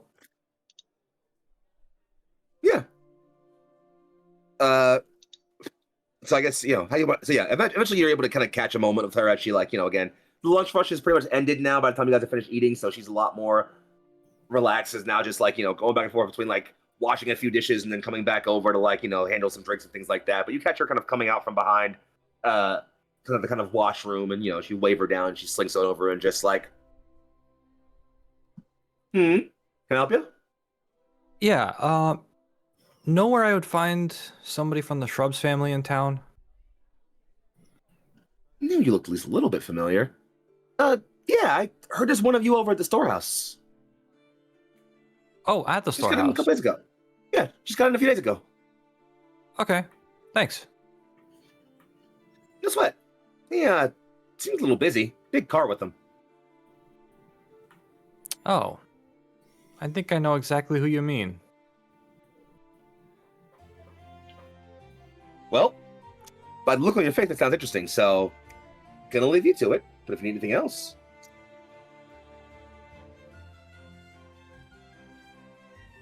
And yeah, well, Thagrius, you pretty easily managed to track down a direction to go. All right. So is that, I assume, where you're headed, or you want to come along to Hoparth as well? I think that's where he'll go. I think he'll separate from the group. All right. Sylv is also splitting from the group. He's gonna kind of sort of hang around with Malvina and Katya, kind of like moving around this shopping district as well. But he's not necessarily looking to stay with them. He might just be moving around doing his own thing for a little bit. But nonetheless, feel free to scatter your tokens appropriately to represent where you are going. Let's start off with our dear friends headed down towards Hoparth. Let me do the thing. Sorry about that. So, Adlo and Coriander, and Coral as well. As the three of you are making your way down the road, I'd say the moment you pass about this point here, you would all notice there is a gathering, a throng of people surrounding this building. There's a decent-sized crowd, and it's not like an active crowd. It's not like people are like shouting or yelling or anything like that. But a lot of them are kind of like, some are kind of resting in the grass or like sitting on the steps or the porch of this building or kind of just like relaxing by the tree side or things like that. But there's a lot of people here, a large concentration of people here. It's not too hard to tell from just like the way you're looking at them and things like that. And also the fact that like now you're getting closer to like, you know, what would be considered kind of like the western exit towards from Salsmit. Looks like you're starting to finally see a lot of where the people who got here from Narth ended up. There's a lot of people kind of not clogging, but like there's more people in this part of the town, and a lot of them are gathered around Hope Hearth, kind of just, waiting for something or resting or recovering. Some of them are sharing like some water, things like that. But the scene overall seems pretty idyllic. That's all you're seeing as you approach. If anybody wants to get closer or look more into it, you're more than welcome to. I know, Adlo, you want to go look for something specifically, but I know some people were like, I think Corey, you said you might want to just like look, see what's happening outside and then dip off and do your own thing. So I will leave that up to you if you'd like to. Adlo can go first in describing that. I think I know what Corey's looking for, though. Adlo, are you approaching up, looking to see kind of what's going on? Yes, I'd probably be making my way towards the door, but taking in the sights of the people surrounding the area. Give me a simple Pretty perception good at check crowd real quick, surfing. boss. Does he like weave between people really well? Good manners and sharp elbows and all that. I am small, so I probably wouldn't have much difficulty with that. Anytime you need to see over the crowd, you just hop. Ah, No, the that's a unfortunate natural one. one. That's all right. It's, you do have inspiration if you want to use it, but you can also just hold it. It's fine. But I'll say that definitely it's a busy crowd and it's hard to kind of easily see. But do me a favor. Why don't you follow that up? And I don't know if you have any skill in this, but follow it up with a medicine check for me, boss. Okay. 13's much better. Adlo, as you're moving around, it's a busy-ish crowd. It's not like, again, it's not packed. There's not like a rush of people, but it's busy certainly as you're moving around. And as you're looking through, you can recognize that there are lots of people who are nursing bandaged limbs or like kind of resting on their backs a certain way or otherwise kind of like leaning a certain way. Lots of the people who are around this area are injured, wounded in some capacity. A lot of them seem like they've been tended to, or at least have been, have received some simple care, but it's not too hard to recognize that a lot of this might be people who came here with wounds from Narth.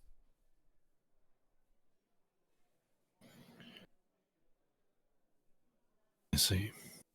All right. In that case, I'll continue on into the Hope Hearth. Absolutely.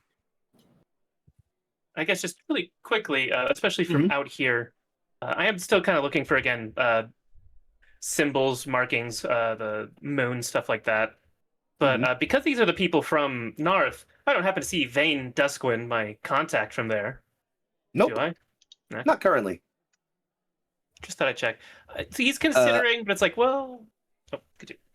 I will say, and this might be part of the reason why you're considering more, this building here appears to be like it looks like a pretty simple shop, not even like the most elaborate or well built of the shacks or like shops and storefronts around here. It does have a small sign kind of tied like stamped into a post outside of the building, kind of on the corner here, which looks kind of like a crescent moon kind of hanging off of the sign, almost kind of like a wooden crescent moon kind of staple or like bolted onto the side of the sign a little bit here, and it just says Old Moon Books. Yeah, so as much as maybe it'd be interesting about Hope Hearth, but he can find out more possibly going to the bookstore. So he's gonna. All right then. As one so often can. Yeah, right. Take a look. He's gonna try and make sure that Coral isn't following him if he possibly can. Oh yeah, that's my next point. Coral, are you following Adlo into Hope Hearth? Are you following Corey to places unknown? Or are you going about your own means? I think Coral just kind of like gives Adlo a wave, and like just mouths like, "Let me know if you need any help." And then I say mouth, but she like very clearly it's Yells a at you. yell. It's a yell. Stage whisper, maybe. Yeah, there we go. And it's just like looks at where Corey's going, towards the Crescent Moon Books. I was like, raises a brow and just like. You would look at him, he'd freeze and be like, I got places to be. Understandable. I also have places to be, and Coral will walk off towards the. I'm assuming the administration district is where she'd probably find the Tinkerers Guild. We could at least ask, probably. It's up to you. I mean, if you want to ask someone around about a Tinker's Guild agent, that's one thing. If you otherwise want to just head towards, I mean, the admin's lodge is over here, so you could easily make your way that way if you'd like. But otherwise, if you're just like, it's up to you. However you want to go about that. You could, just ask someone around. You can go over there and ask. Up to you. I think Coral is going to start from the admin district, and if she can't find it, then we'll ask. Alrighty. Then I'll drop you over here as you head that way. Corey, I'll put you here to make sure you know that you're there. And let's settle in on our friend Adlo for a brief moment. Adlo, you step through the threshold as you move up. It's like a porch. You step up some light wooden stairs. There's a porch area. More people are kind of resting and sitting there. A lot of them are looking at you, actually, noticing, kind of like seeing the newcomer around. But you slide your way through, like, it doesn't like have a full door, more like kind of like almost like one of those like saloon swinging doors, somewhat. You push your way in somewhat, and you see what looks like a massive chamber of some kind. There are, some benches kind of arrayed in a semicircle around kind of the rim of the room. There's a lot of like long tarps and blankets and places thrown up for people to rest. And even more injured people are resting inside here. In fact, you can see that it looks like the people in here are probably some of the more injured people, the people who need more attention of the people who are here. There is, however, one other figure who was clearly on their feet and mobile in this room, aside from you. There is a tall figure. They appear to be, let's say adult sized, and from the bulk and stature, you look kind of hard to tell maybe ancestry of anything, but they, are moving around, and you can kind of see what look to be maybe sort of like almost like wings as they're moving their arms around. They are dressed in what looks like a very long white robe, a robe that you've definitely seen and recognize as the robe of your order. You can even see some decals of that, like, like sort of like figured symbol with the sun ray behind it in the corners of the robe. From the look of the like general, like once they're kind of moving around, you would wager they're probably a Luma, kind of like a dove bird folk. And they, kind of clearly are moving around, but kind of hear the door swing open and kind of turn their head around. You can kind of see the full beak and like, wider eyes of them. And they step up somewhat and just, the ever saint is kind to me this day. I've not seen kinfolk in many moons. Peace to you, friend, or whatever the whatever the traditional Oathkeeper. And to you, Paladin. Please come. If you'll pardon me for a moment, and you'll see that they wave you over, but then lean back over to where they were and are holding a hand out over someone who has a clearly splinted and damaged leg. And they kind of hold out their hand. You could see the kind of faint shimmering glitter glow emanate around their sort of talons as they kind of slowly pass around the leg. You can see them concentrating a bit briefly, taking some long, slow breaths. If you would give that a few hours, you can probably take this off, friend. The young Vulpin attending to us just... Oh, thank you, lady. Your kindness, very appreciated. You're doing so much good for these people here. I do what my saint calls me to. Rest, please. And she turns. And now for you. A name, please. Adla Tamoya, of the eternally oathbound Order of Galwyn, though I presume you'd surmise that much. She tilts her head somewhat and smiles as well. Vane Ree Tomlin, of the same order. I only just arrived in this town recently, and it became quickly apparent that the people here are under great duress. I wish to offer my assistance, and I was told I may find another of my order here. She turns her head somewhat, nodding, and recognizing that kind of immediate, focus, persona you're bringing to the situation, and it's just kind of like, you understood correctly. I presume you have heard of what happened at Narth. Yes, I have heard. It's a tragedy, truly. A sentinel awakens, and it should be a glorious experience for us, and yet, all it brings is death. It's tragic, truly. Can you heal? I can. Then there are people who could use you. Please, any effort you can extend, I will happily offer. Make yourself comfortable. I am at your direction. She leans over to a few people who are... Those on tarps are the most injured. They are requiring the most direct assistance. No one life-threatening, but a lot of long-term injuries and permanent bone damage, if it can't be avoided. Do what you can, but don't push yourself too far. Once you've cleared those, people on the benches are injured, but they are mostly on their own.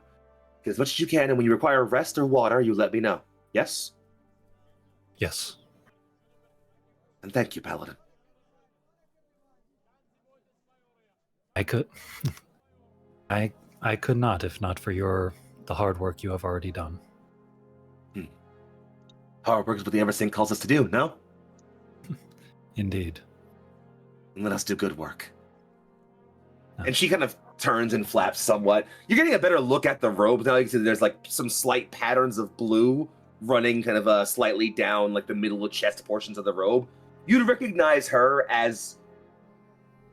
I admittedly haven't finished fully fleshing out the ranking system of the Oathbound Order yet, but you'd recognize her as, where you're clearly a paladin, she is more a cleric. Hence why you're recognizing her, she is more someone who falls on the cleric side, more about using her abilities supernaturally as she can, whereas you are more the defender of the faith and a warrior who also happens to have that magic imbued within you. So that's of note, but she clearly indicates that she will speak to you more when there's less work to be done, and she turns and starts to work about some healing. Adlo, you can just give me a number of how much of your lay on hands you'd be comfortable throwing out today. I mean, I'm not expecting to get into any more fights today, or before I would have the chance to take a long rest. And these people definitely seem like they need it more than I do. I also have a couple spell slots and a cure wounds in my spell list. So I have that as an option for a couple extra bursts of healing. All right. So why don't you do the following things? Roll me just a simple, flat, charisma check with advantage. And then, so roll that, hold the number, and then tell me... we're going to move on to somebody else for a scene for a moment, but while we're on somebody else, build me a list of what all you're going to spend. You don't got to spend everything, it's up to you, but tell me, how many lay on hands points, what spell slots, what potions, what anything else, what all are you burning to heal people today? And based on that, I'll give you a bonus to the roll based on that. You can if you want to, you can figure out the list first and then roll. That's totally fine. However you want to do it. That's what I'm asking for you. Does that make sense? That sound cool? Yeah. Okay. Sexy. While you work on that, let's slide out next. Friends, there are 3 of you around. Who do you want to hit next? 1, 2, 3, 4, 5, 6. Shrubs. So do the dice, apparently. Great. I guess I'm up. All right. Thagrius, you start making your way down that kind of cut-off side road. And as you pass some more buildings and things, one, I should make it noted to you all. Thagrius, you probably would have noticed more because you weren't walking down the road immediately. You did pass a general store right here, as you are aware. And while you didn't necessarily pass it immediately, the sound of clanging metal and the kind of heat haze in the air you can feel lets you know that you also kind of weren't too far from Salsmit's smithy. So just so you're aware of that. You are making your way. Oh, sorry. There's one other building you did notice, which is there's also an apothecary in town. There you go. Ooh, okay, good to know. Elsewise, though, Very good. you are making your way down here towards the general storehouse, and it is honestly, I feel like I'm giving this a lot today. it's pretty busy, it turns out. What a surprise. There's When you add most of a town's population to another town tends to make things busy.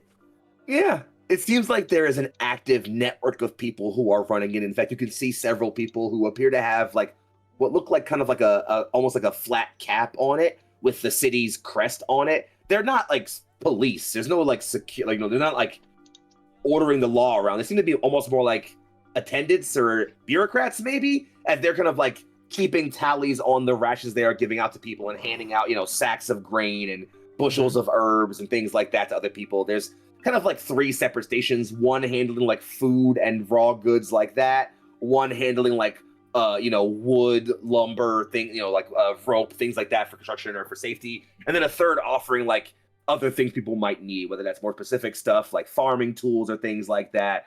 There's a lot of it looks like there's actually kind of like a system where for the farming tools, looks like a lot of workers are coming in and dropping off tools as well. So it seems like there's a system wherein like workers can kind of like come here, grab the tools they need for the day, and then use them and then bring them back to put them back in the stockpile.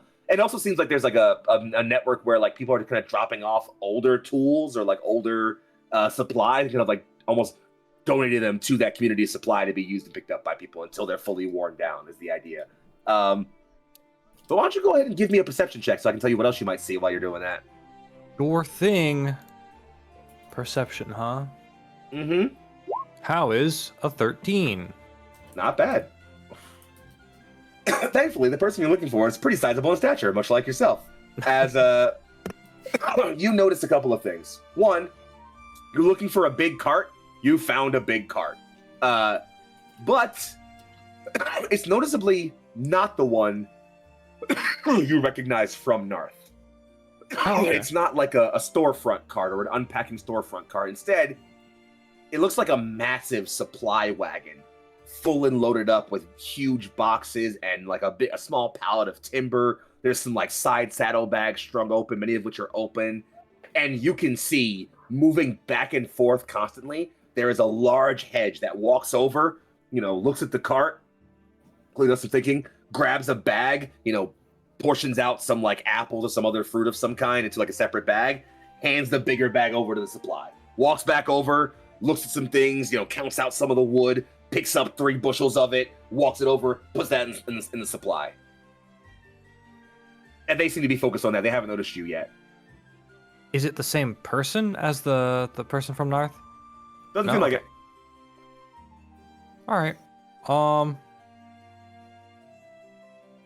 I think Thag would sit there and watch for maybe 30 seconds, just get a feel for what's going on, and then wander over and kind of almost sneak up behind him, bump him in the shoulder and go, "Hey, need a hand?" Real quick, Thagrius, and I'm sorry that I'm forgetting this. It's just been a little while since we played. Mhm. What are your parents' names if you wrote anything for them? Oh, God. In any case, I'll riff for you while you look that up. There's you're kind of you're looking around, you're moving around, you walk over, you bump shoulders, and again, this person seems like they're moving and busy. In fact, it seems like that because of their stature, bumping people they tend to do pretty often. So first you just get like, "Oh, sorry about that," and they like don't even turn their way over. They keep just like moving pallets around, just like, "Hey, you can probably hold a couple more pallets of that wood. I don't think I need any of it until I hit 4-1. So I can grab some more on a supply down on the way out," and then eventually kind of look over and just, "Oh, wait a minute!" And you wouldn't happen to have had those names yet, would you? I don't know if I ever gave them names. I feel like this is deja vu. I feel like we've had this moment happen before in this campaign where I was like, "What's your parents' names?" And you were like, Yeah, I must not have. I don't have anything in my notes. In that case, I'll just go with the simple thing. I think he just looks over, takes a moment, and like you can see him get like real close up to you a little bit and just a little Thagrius? That's me. There is a like punching shove to the middle of your chest. Oh, knocked my own headphones out of my ears while I was doing that. He just like throws that punch to your chest and just, "Oh, by the sentinels you've gotten, big boy." I've grown a little bit. Getting there. Well, last time I saw you, you were about, and he kind of puts his arm way down to the ground, about yay tall. Hardly lift a twig, let alone that thing. You don't even remember me, do you? You're gonna have to remind me your name. He gives us a chuckle and like puts a hand just like in the quills on top of your head and just ruffles through them a little bit, clearly uncaring. I'm Marcos, your uncle's brother, your uncle's boy. Marcos, huh? And yeah, this is a cousin who like remember you. Yeah, it's a cousin who like came and went a couple times on like the family estate back in Grum. You never saw him too often, especially not since you got older, but you might remember him like being around for like a birthday or a major family occasion here or there. How's your dad? How's the family? Well, busy as all ever. When you're a clan that prioritizes hard work the way that we do, you try to keep yourself that way. Find a girlfriend yet? Settling down? The open road calls to me too much, I hate to say. Life's been okay, though. Glad to hear it. And he just brings you out all this way. Bit of a ways from Grum. Oh, you didn't get haven't been getting any messages? I was up in North. He doesn't kind of like a look over and just glances down again, recognizing that you have the Thagamizer with you, and just you're on your pilgrimage, huh? Yeah, I have been for a while. It's nice. Yeah, I know the point's you're supposed to do something with that, not just enjoy the scenery, yeah? Well, let's just say I'm not in a hurry. There's another punch to the middle of your chest and a big, hearty, full belly laugh, and just, I'm not your father, boy. I won't lecture you on it. You were in Narth. Did you? Were you? And he kind of like gets low and whispers somewhat. Were you there for what happened? Unfortunately and fortunately, yes. He kind of quirks an eyebrow as if he's not sure what you mean by that.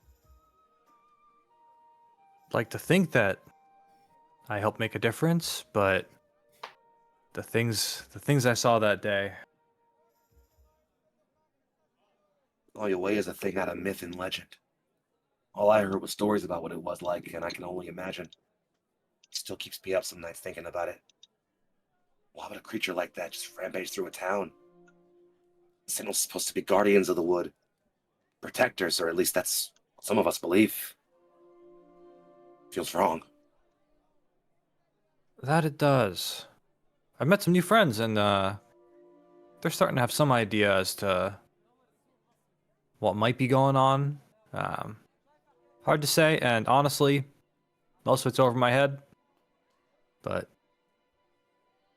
I think we're making progress. Leans over and just some friends of yours are investigating what's going on with the oldest mystery in the Endless Wood.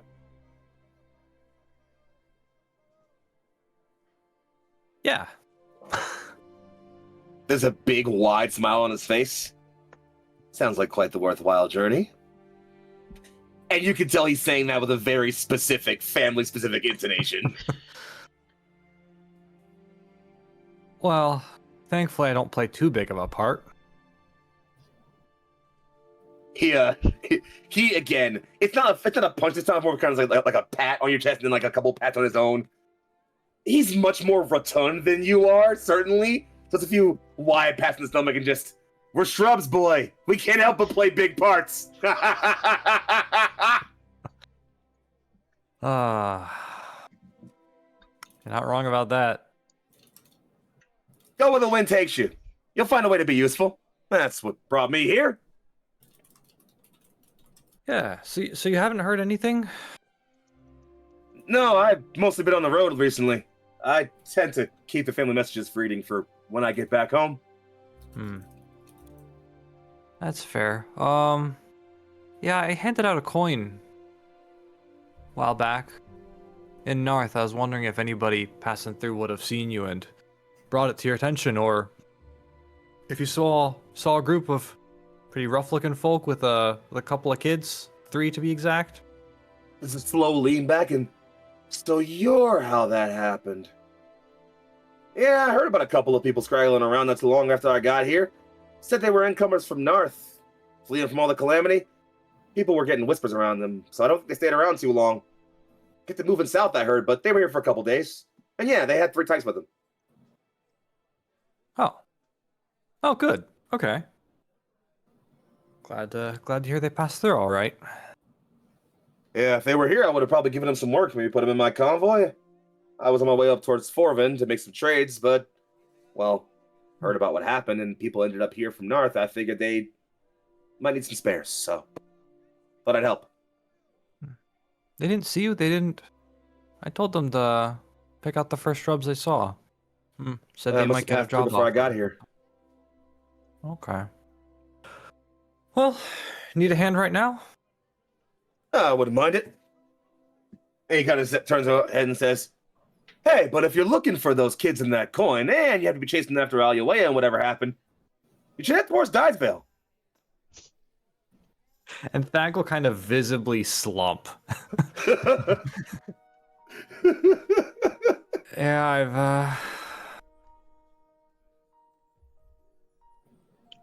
I've had several people, and it just, as somebody that does not believe in fate, man, Dicevale sure does feel like the center of my world all of a sudden. She's a right cruel mistress, that Destiny, huh? Yeah, well, hopefully not as cruel as your wife. Why do you think I'm here and avoiding her for as long as I can? Another one of those big belly laughs. Well, get back as soon as you can. Ah, well, if we're trading advice and you don't mind an old salt's touch to it. We Thrubs tend to have a couple of phrases we throw around. We love our folksy aphorisms and family catchphrases, but one of them tends to stick for at least me and my kids. Destined for great things, big and small.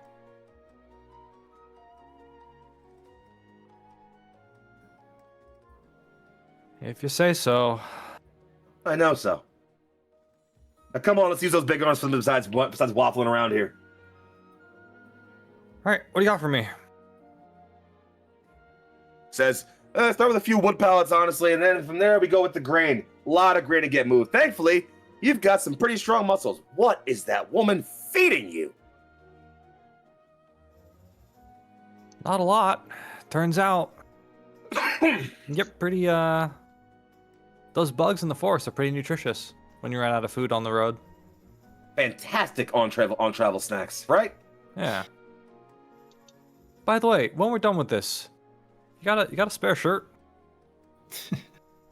Leans over and says, "Good thing too, you could use one." Yeah, it's been a rough couple of days. Weeks even. Looks like it. Smells like it. Yeah, I should probably get a bath too tonight. And let's work up a sweat first. Imagining Thag's mid chore. I already killed a skeleton. No other explanation. Redid. Bagrius, you've got your cousin Marcos here, and if there's anything else you want to ask him or question to him, feel free to do so. If you want, you can sit on that for a bit, and I'll come back to you. That's totally fine, Sure. No problem. But you've got him here. You know that if you want any updates on general family news, or if you have questions to ask him about any family things, or you did have a moment where you were in a shrine to a sentinel not so long ago, and your hammer reacted strangely. So other things that might be worth asking possibly to a family member. But Yeah. aside that, I'll leave you to do some physical labor. And let's check in on one of our other friends. Corey, I'm happy to go. Everybody feeling? I just don't want to jump ahead if Michelle's already got something. No. If anything, I'm going to keep this. Corey as tribute. If anything, I'm going to keep this super simple for you, Michelle, just to save us some time. Stopping by the trade bishop's off, trade the administrative lodge, you learn one. If you walk in and someone immediately just says the trade bishop is very busy and can't be seen right now, you'll have to come back a little bit later. is like immediately assuming like if you walk in, you want an appointment with Trey Bishop, and they're just like they're busy right now. You'll have to come back later. But if you are like, oh, I'm actually looking for someone in Figures Guild or anything like that, they actually direct you towards called out letter E, the Salsmit Schoolhouse. So if you want to head over there and start making your way over towards for some investigating, I'll leave you there, and we'll go over to Corey in the meantime, and then check in with you afterwards, huh? Making good time right now. Hell yeah. All right. Okay. Yeah. Sir de Clement. Yep. You make your way into an old bookstore. What's your approach? How do you just kind of like looking around? Are you specific? What's the Before thought? entering, because he's got like sort of a poncho cloak, and I think it's part of just the language of his order, of how you pin the front of the cloak up, whether it's like fully back or like one side up or whatever, indicates like, are you approachable by other people who are undercover? Are you not? He does like specifically, I think it's fully back, like, I am here to try and talk to somebody. I am not like really undercover. So he is already sort of signaling that to anyone in his order who is here. But otherwise he does sort of enter, sort of just look around, like if there's any specific shelves that are organized a specific way. Are there any like empty notebooks for sale? And then who is working here? So I'll give you those things in just about that same order, actually.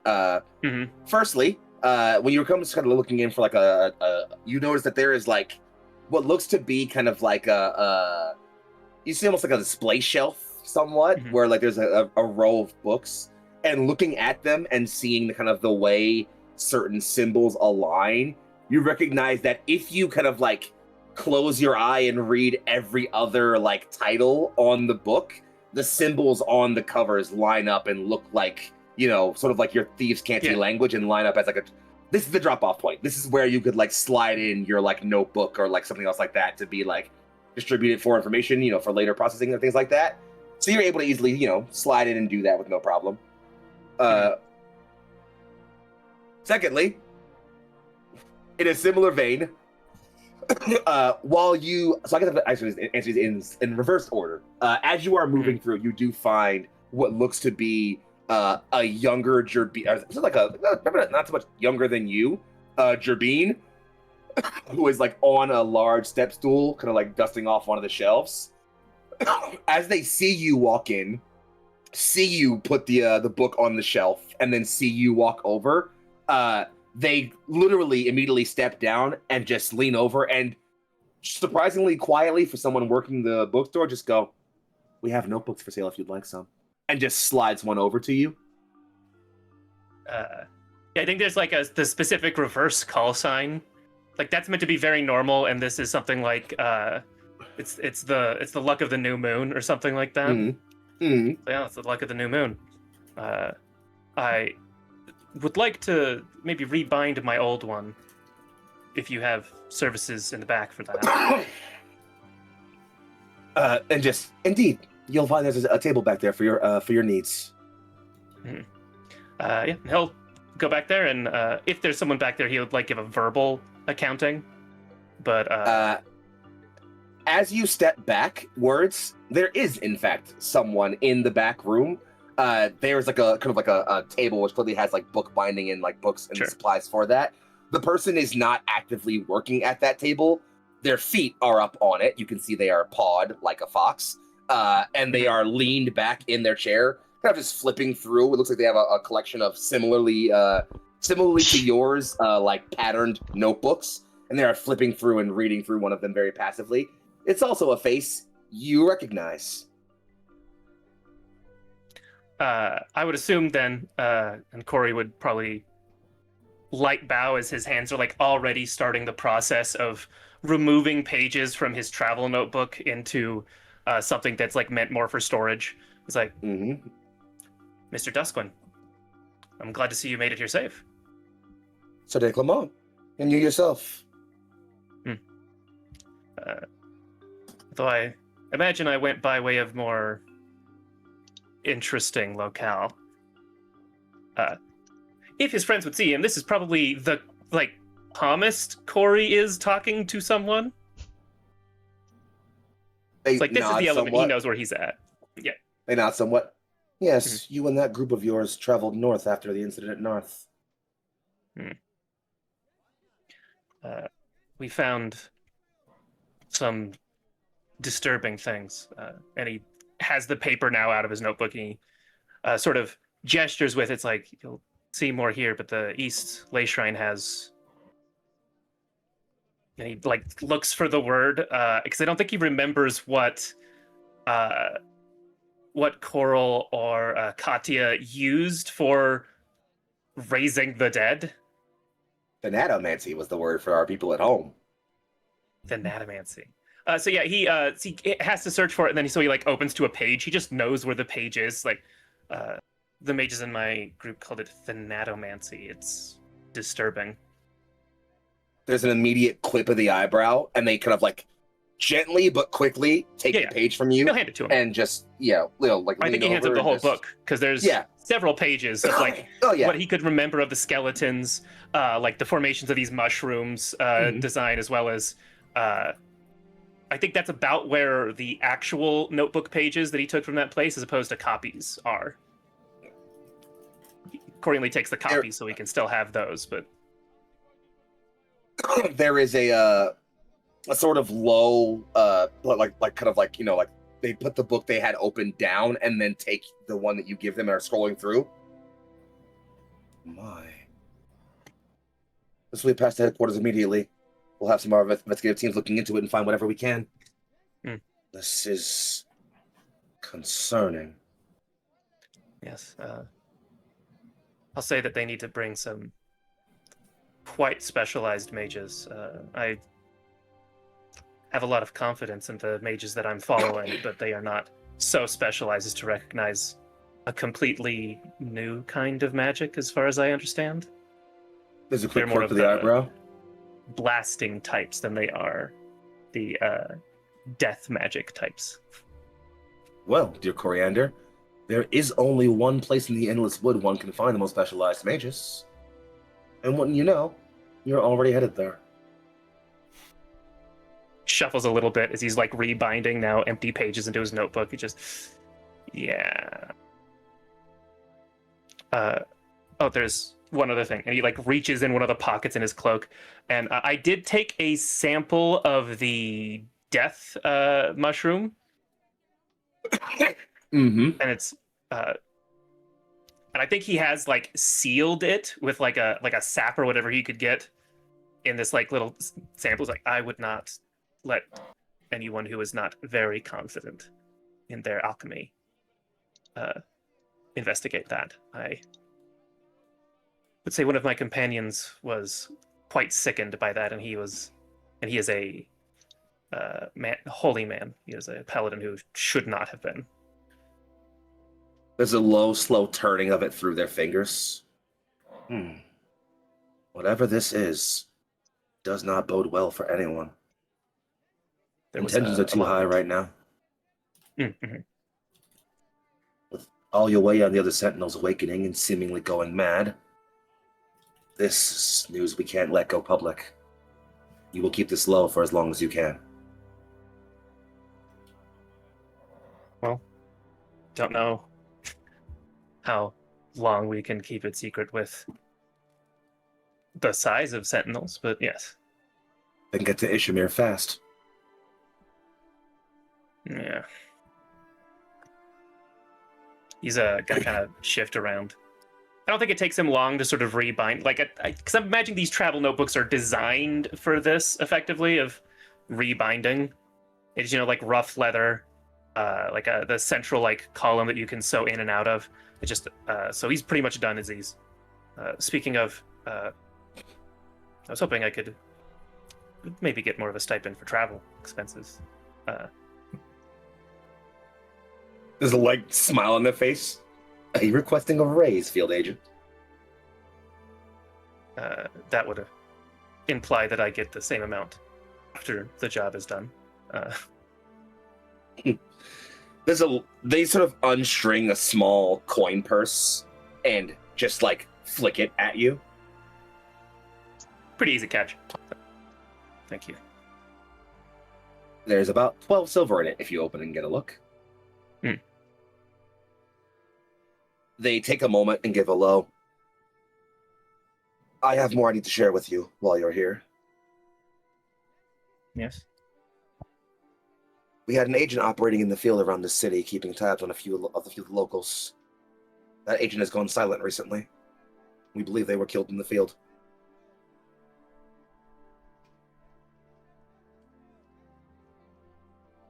I think Corey might believe in fate. And for that reason, I think he just, like, an ear twitches. He's like, it wouldn't happen to be to the southeast, which I believe is where Tommy's mother's farm is. That is where the farm is, but we aren't certain of an immediate location. I was here after North trying to gather more intel and information, but while I have you here, figure I'll make use of a capable asset. If you have time to investigate, if you can locate them, secure any assets that weren't already taken from that person, and if anything was taken, find it, and terminate whoever has it. Of course. There's a slow, lean forward and just... Whatever is happening in the Endless Wood, whatever thing we are moving our way towards, it is bigger than any of us could have possibly imagined. We cannot allow that panic to spread. It would counterbalance the order we hope to maintain. If anyone has any information from that agent that relates anything to what is happening, they cannot be allowed to live. I understand. Of the agent, I assume we have some information on where to start looking. The outskirts of town was where they were set up. They had a small camp, I believe. I can mark in your journal here where I believe they were last found. Yeah. He's probably already at least started a map. Like, there's probably one in this room, even, of just he starts sketching out so he can. Mm-hmm. And there's kind of like a region they give you to look through, Sure. And while it's kind of a bit of a wide region to look through, it does include kind of like the deeper woods, sort of like around south and southeast of like outside of the city. So not quite at the farms, but Sure. you go past the farms a couple miles. Yeah. Yeah, he'll make a note of that. His plan is probably, after chopping some firewood, just taking after dinner, a nighttime stroll, as it were.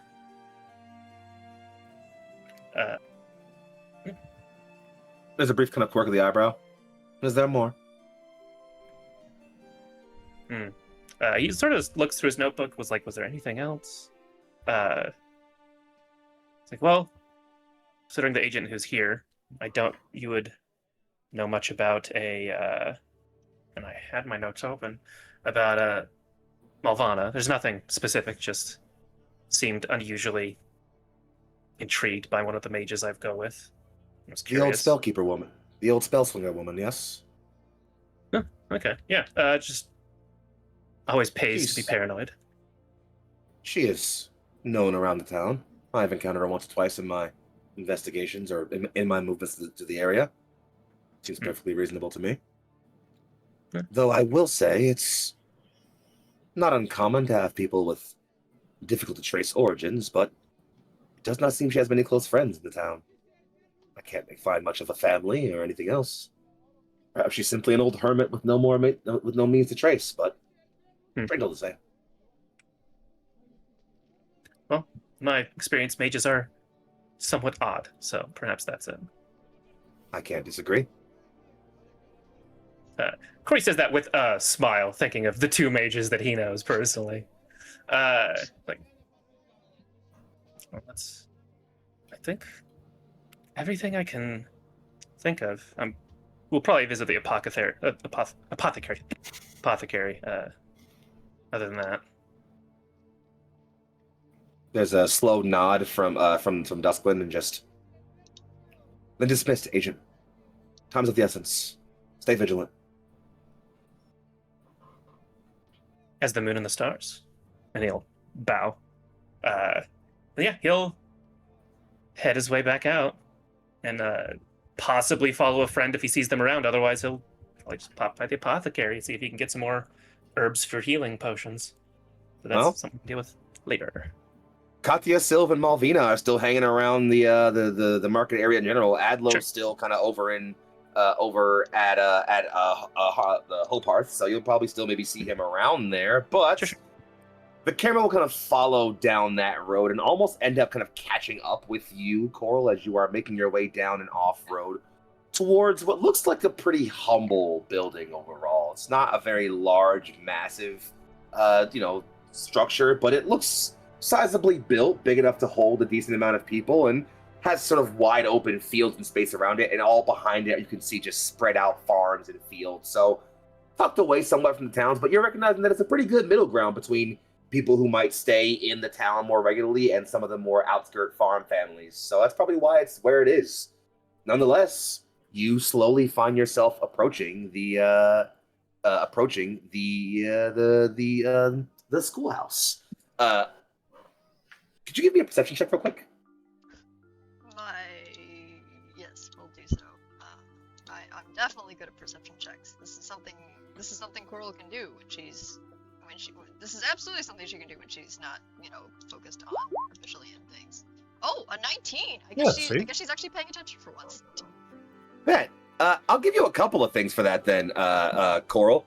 One, you can hear that there are some childlike giggling coming from this, or I guess this side of the schoolhouse, kind of. And looking over, you can easily see a couple of young forest folk of various ancestries all moving and running and jumping around. In fact, you can even see a couple of young cat folk. You almost might even assume they're probably part of the Amate family. But that's the first thing you notice. The second thing you would notice is actually not from the schoolhouse itself, but actually from behind you, as you hear a couple of soft feet crunching behind you. And if you turn to look, you actually see a pretty familiar-looking Vulpin with a red bandana slung over one eye, not too far behind you, as Sylv just, yo.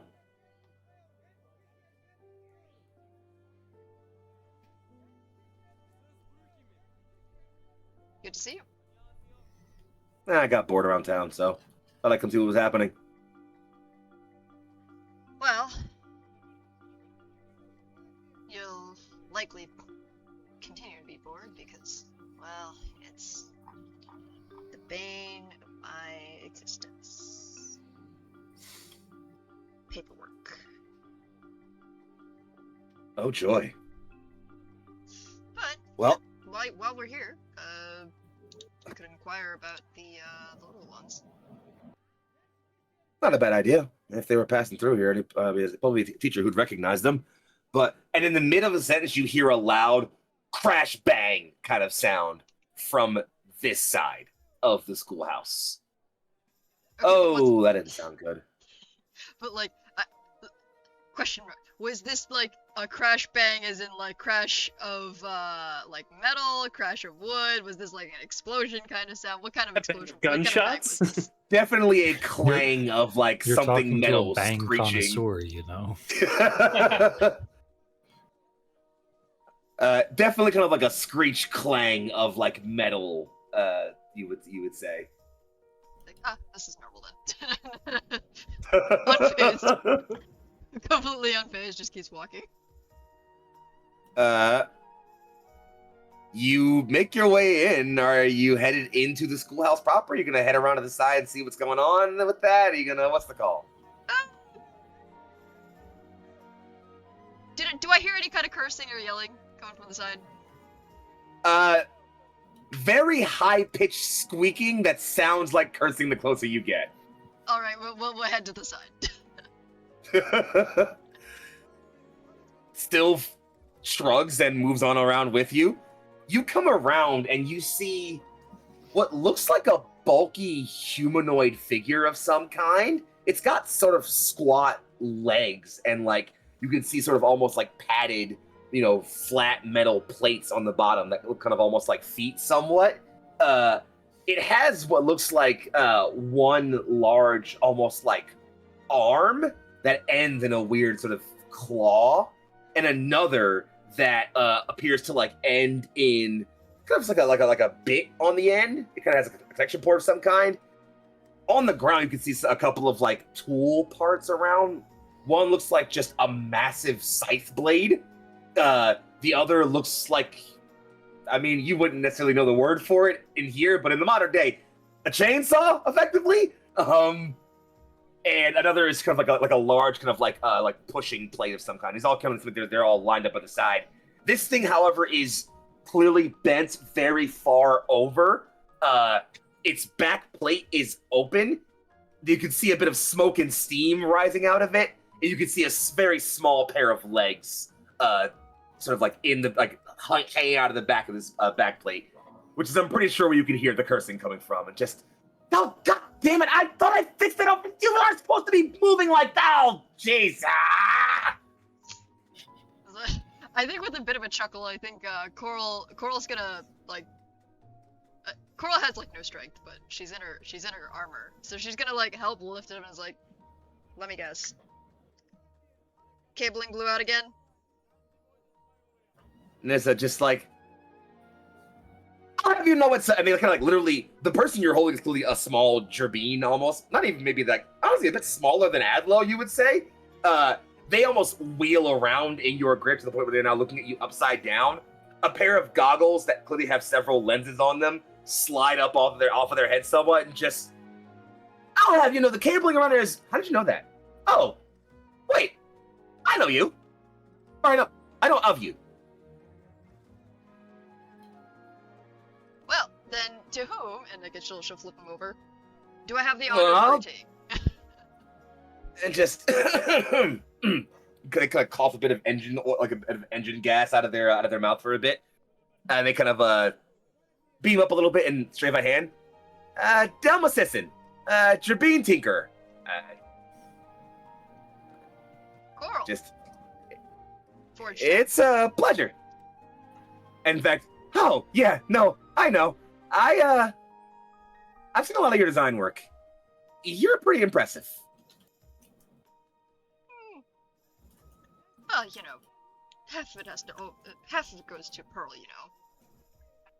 At least half. Yeah, well, absolutely. No, I mean, listen, I've been studying the works that you've done for years. I did a bit of a residency for a while in Forge Town, so while I've never got a chance to meet you personally, I've seen your work enough that it's almost like I know you.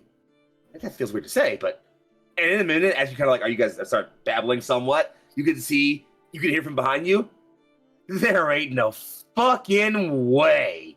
And Delma immediately pops her head around and just, still? I missed you, Gray! And just leaps out of your arm and runs over and like tosses out a hug and just, hey, D!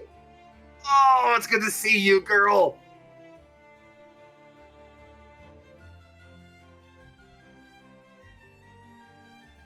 Talk about serendipity, as it were.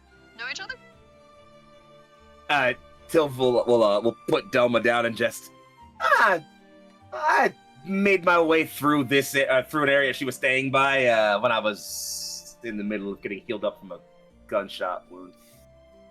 It was a rough deal, but she helped me get let's say, and he kind of flashes somewhat towards his hip. Tooled up. Delma, for her part, looks at you and kind of almost like blushes a bit. I did say I studied a lot of your work. Well, I must say I'm a little impressed then. Further blush and looking down more. Well, it's not every day you see an old friend and a local hero. So what's my pleasure? You're catching me right in the middle of a bit of a test run. There's another clang and the thing kind of leans over somewhat. A moderately successful test run. Well, far be it for me to, it's like, Coral's just like, she's got like the hangdog look of like, I really don't want to be doing this right now. It's like, I'd really much rather be helping you out, like, just like, is like very much has like the inner vibration of, I want to nerd out with you right now.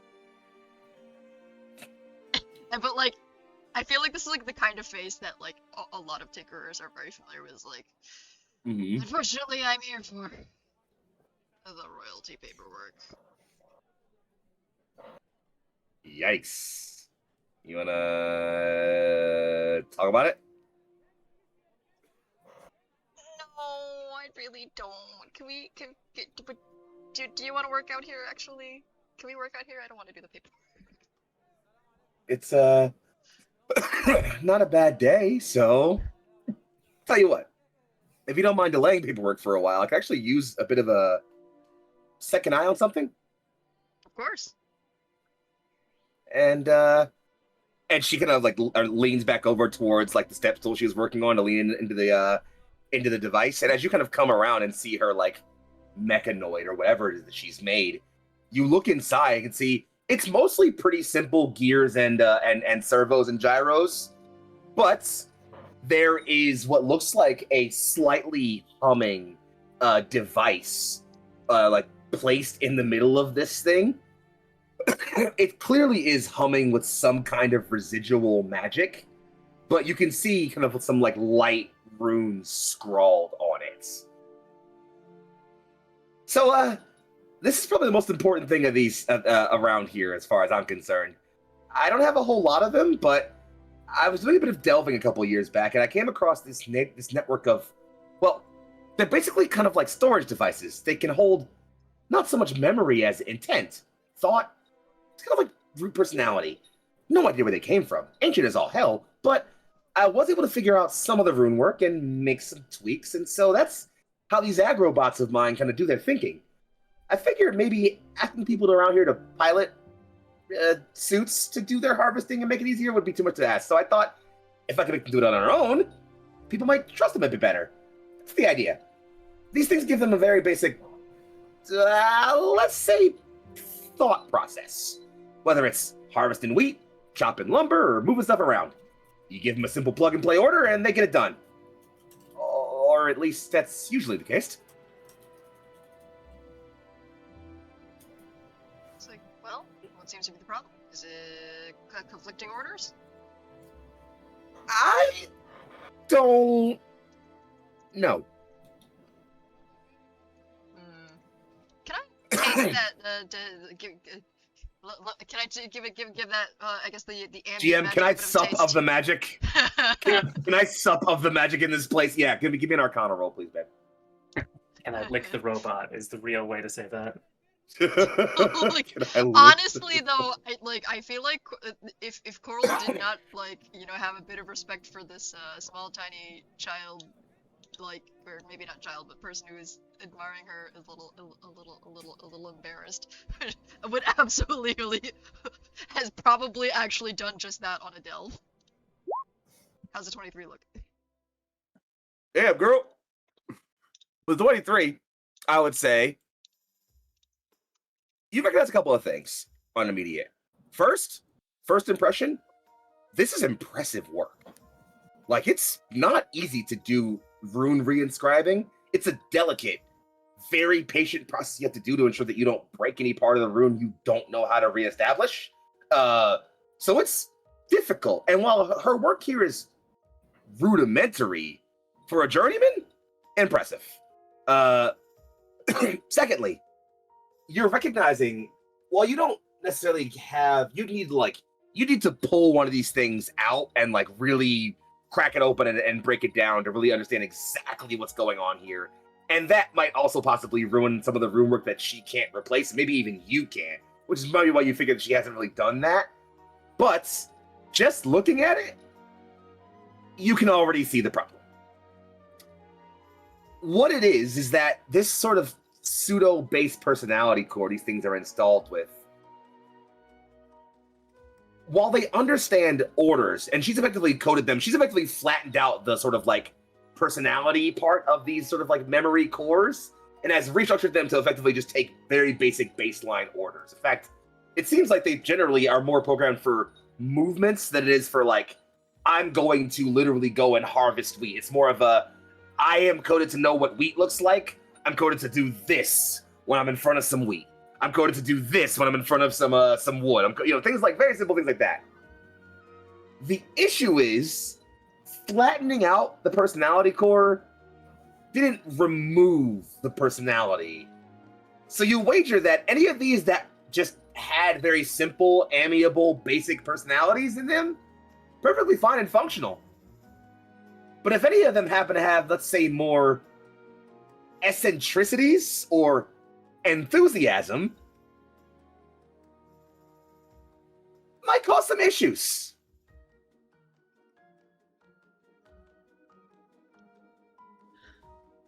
Huh? Well, Yeah, the rambunctious robot. yeah. Which, I mean, you could work with them. It's not impossible to work with them. They do have a personality.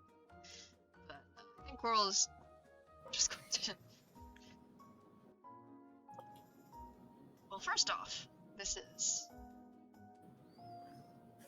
incredible work.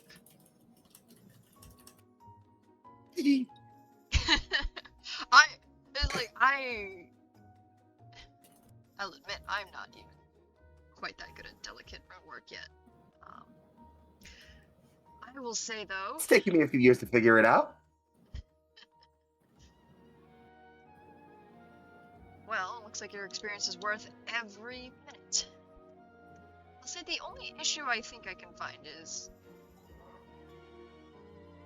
you didn't remove the personality associated with the original person, with the original core. Which I think it might be a good thing. But, Oh, that might makes want so much sense. you might want to have a chat with your, workers? Golems. Tool? I call them agri-constructs, thank you. Hmm. And I did talk with them. I had a prototype batch I was going to go set off for some wood cutting to do a demonstration. And they did. But they're very enthusiastic about their jobs.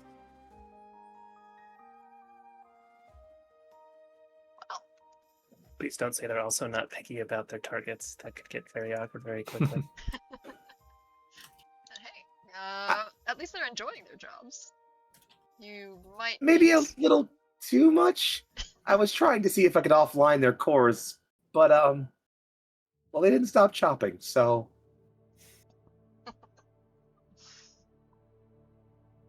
I almost lost an ear. Oh, well, that is a problem. Yeah. And he kind of looks over, and Silva's just kind of like, Silva this whole time has just been like, hand on hip, head hung, and just like, yep. Mm-hmm. And she just kind of says, no, he just, stop. Let me guess.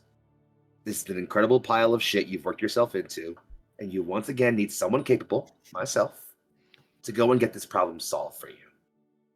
Thankfully, I happen to have a capable camaraderie of minions around me.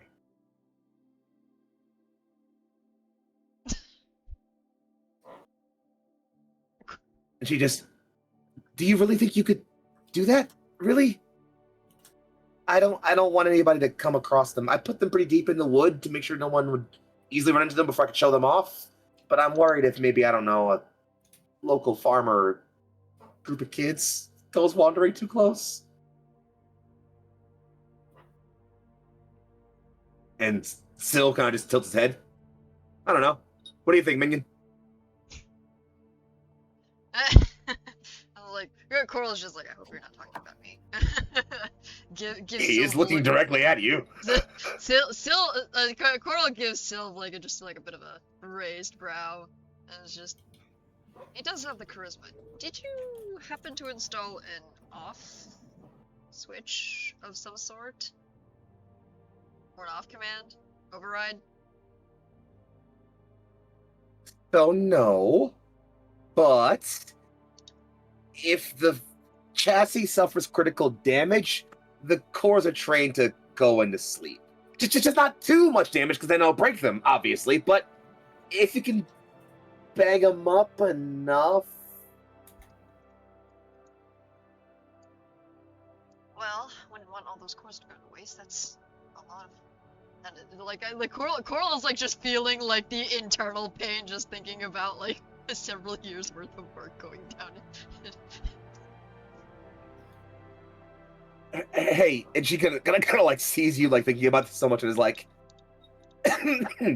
if you and your fellow minions felt like helping me out here, I could take some of that paperwork off your hands. Looks at Sylve. Did you? He says, "That's enough for her, but I'll need a bit more." And he kind of just like pulls out both of his guns and just, they've been off tune for a little bit. I've been keeping them best as I can the way you taught me, but I could use some work. She looks at him and just, oh, they could use more than some work. I told you to care for these things, not spit shine them. I've been spit shining them. This is why I said let Tala handle that. Where is she, by the way? She should be yelling at you. And Sylve just...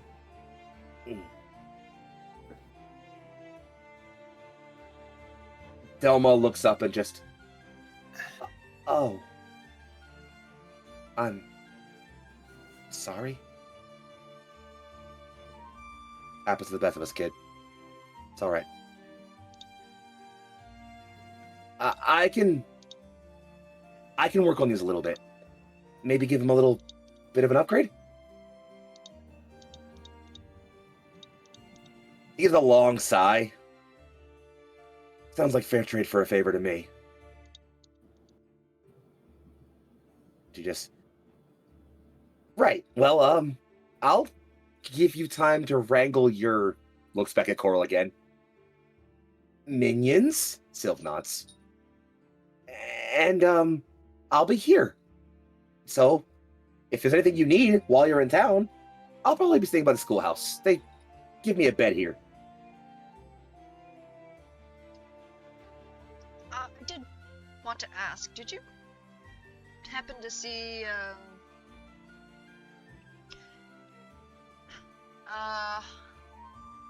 Thrager Bean, about yay tall? One of them has a... I think Coral's like, just like a quick description.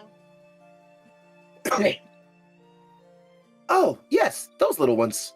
They came by not too long ago with whatever guardians they were with. I didn't ask too many questions, but they just needed a night to stay. They rested, cleaned up, and left pretty early. So they were heading south.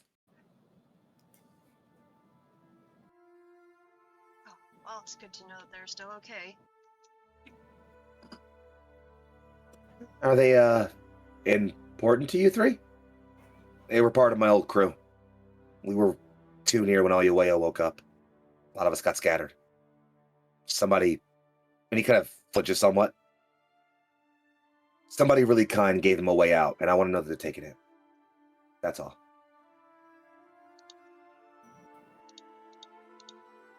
There's a low smile and a kind of like pat on the side of his leg from Delma. You're a good man, Sylve Strayer. Far from it, but thanks.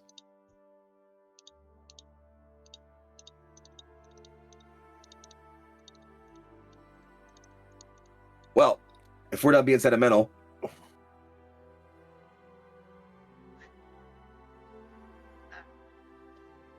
See you in the morning, then? In the morning. I'll be here.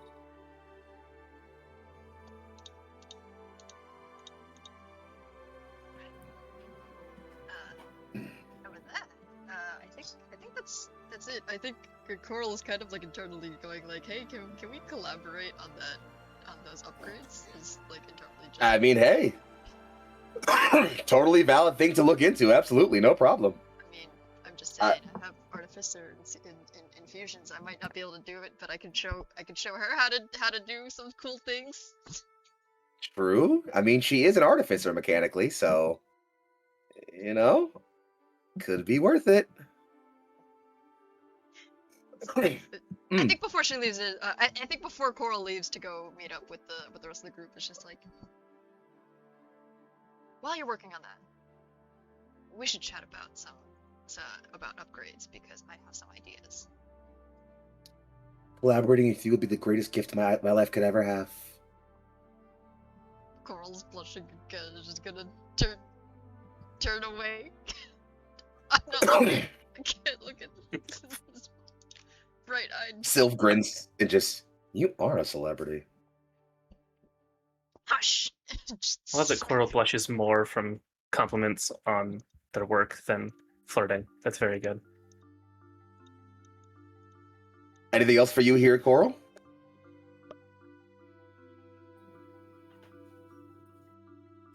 Well, then it's as you are slowly making your way and parting. I want to give us the briefest instance of a.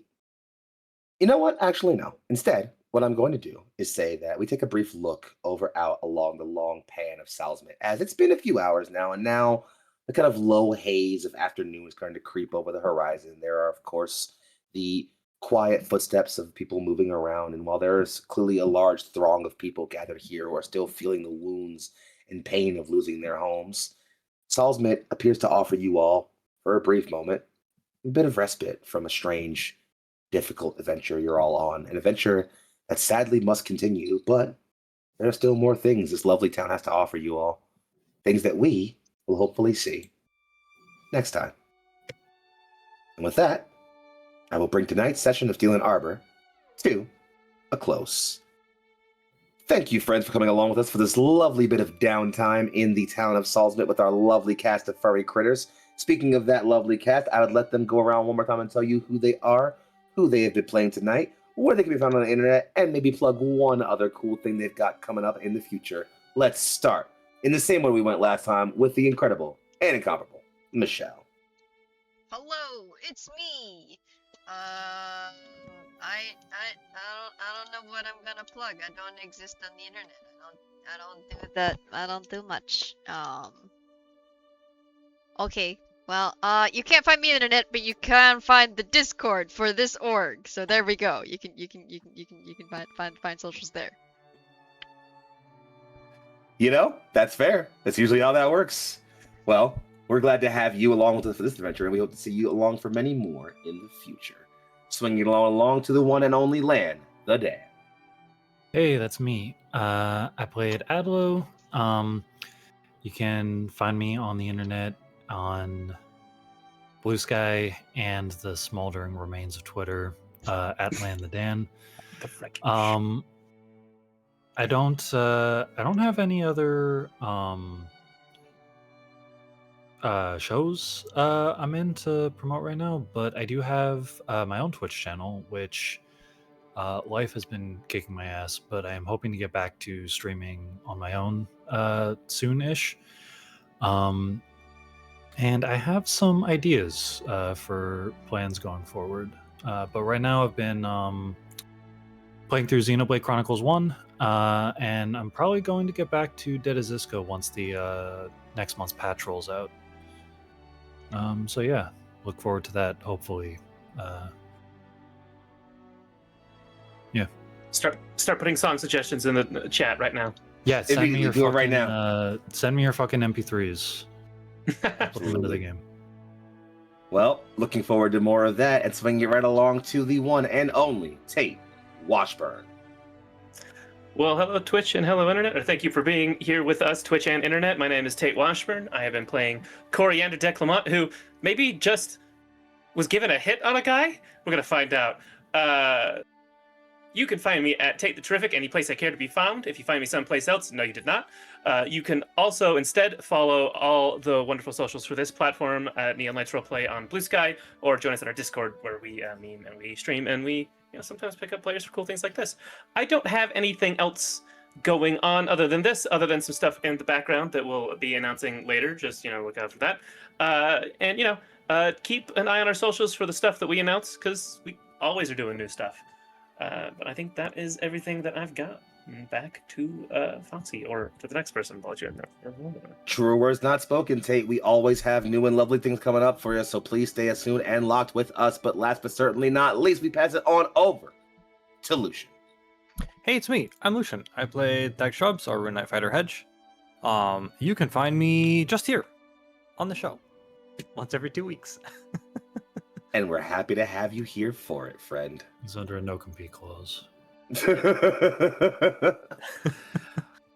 Well, I guess that brings it back over to me, friends. I've been Young Foxy, aka Big Foxy, also known as your favorite Fox Valley's finest. I can be found all over the internet at Young Foxy. It's YUNGFOXXII, occasionally with an underscore in the middle. The next place you're going to see me, it feels so weird to say this, but the next place you'll see me will be in 2 weeks here again. I'm only in a couple of things right now until some new things kick up over for us, but you'll see me here in 2 weeks again, and then see me again 1 week after that for another episode of Tears of Divinity, Fading Chronicle. So a little bit of fuzzy critters, a little bit of mecha. It'll be a great time. Otherwise, if you need to catch more of me or the rest of us, you hang out right here on Neon Lights Roleplay, come to our Discord, hang out with us on socials, and keep us getting around.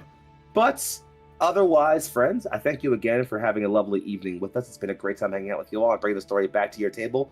We'll bring our lovely friend Heck back for another adventure next time and see where we get as we get off to some, I don't know, maybe some side quests. We'll see.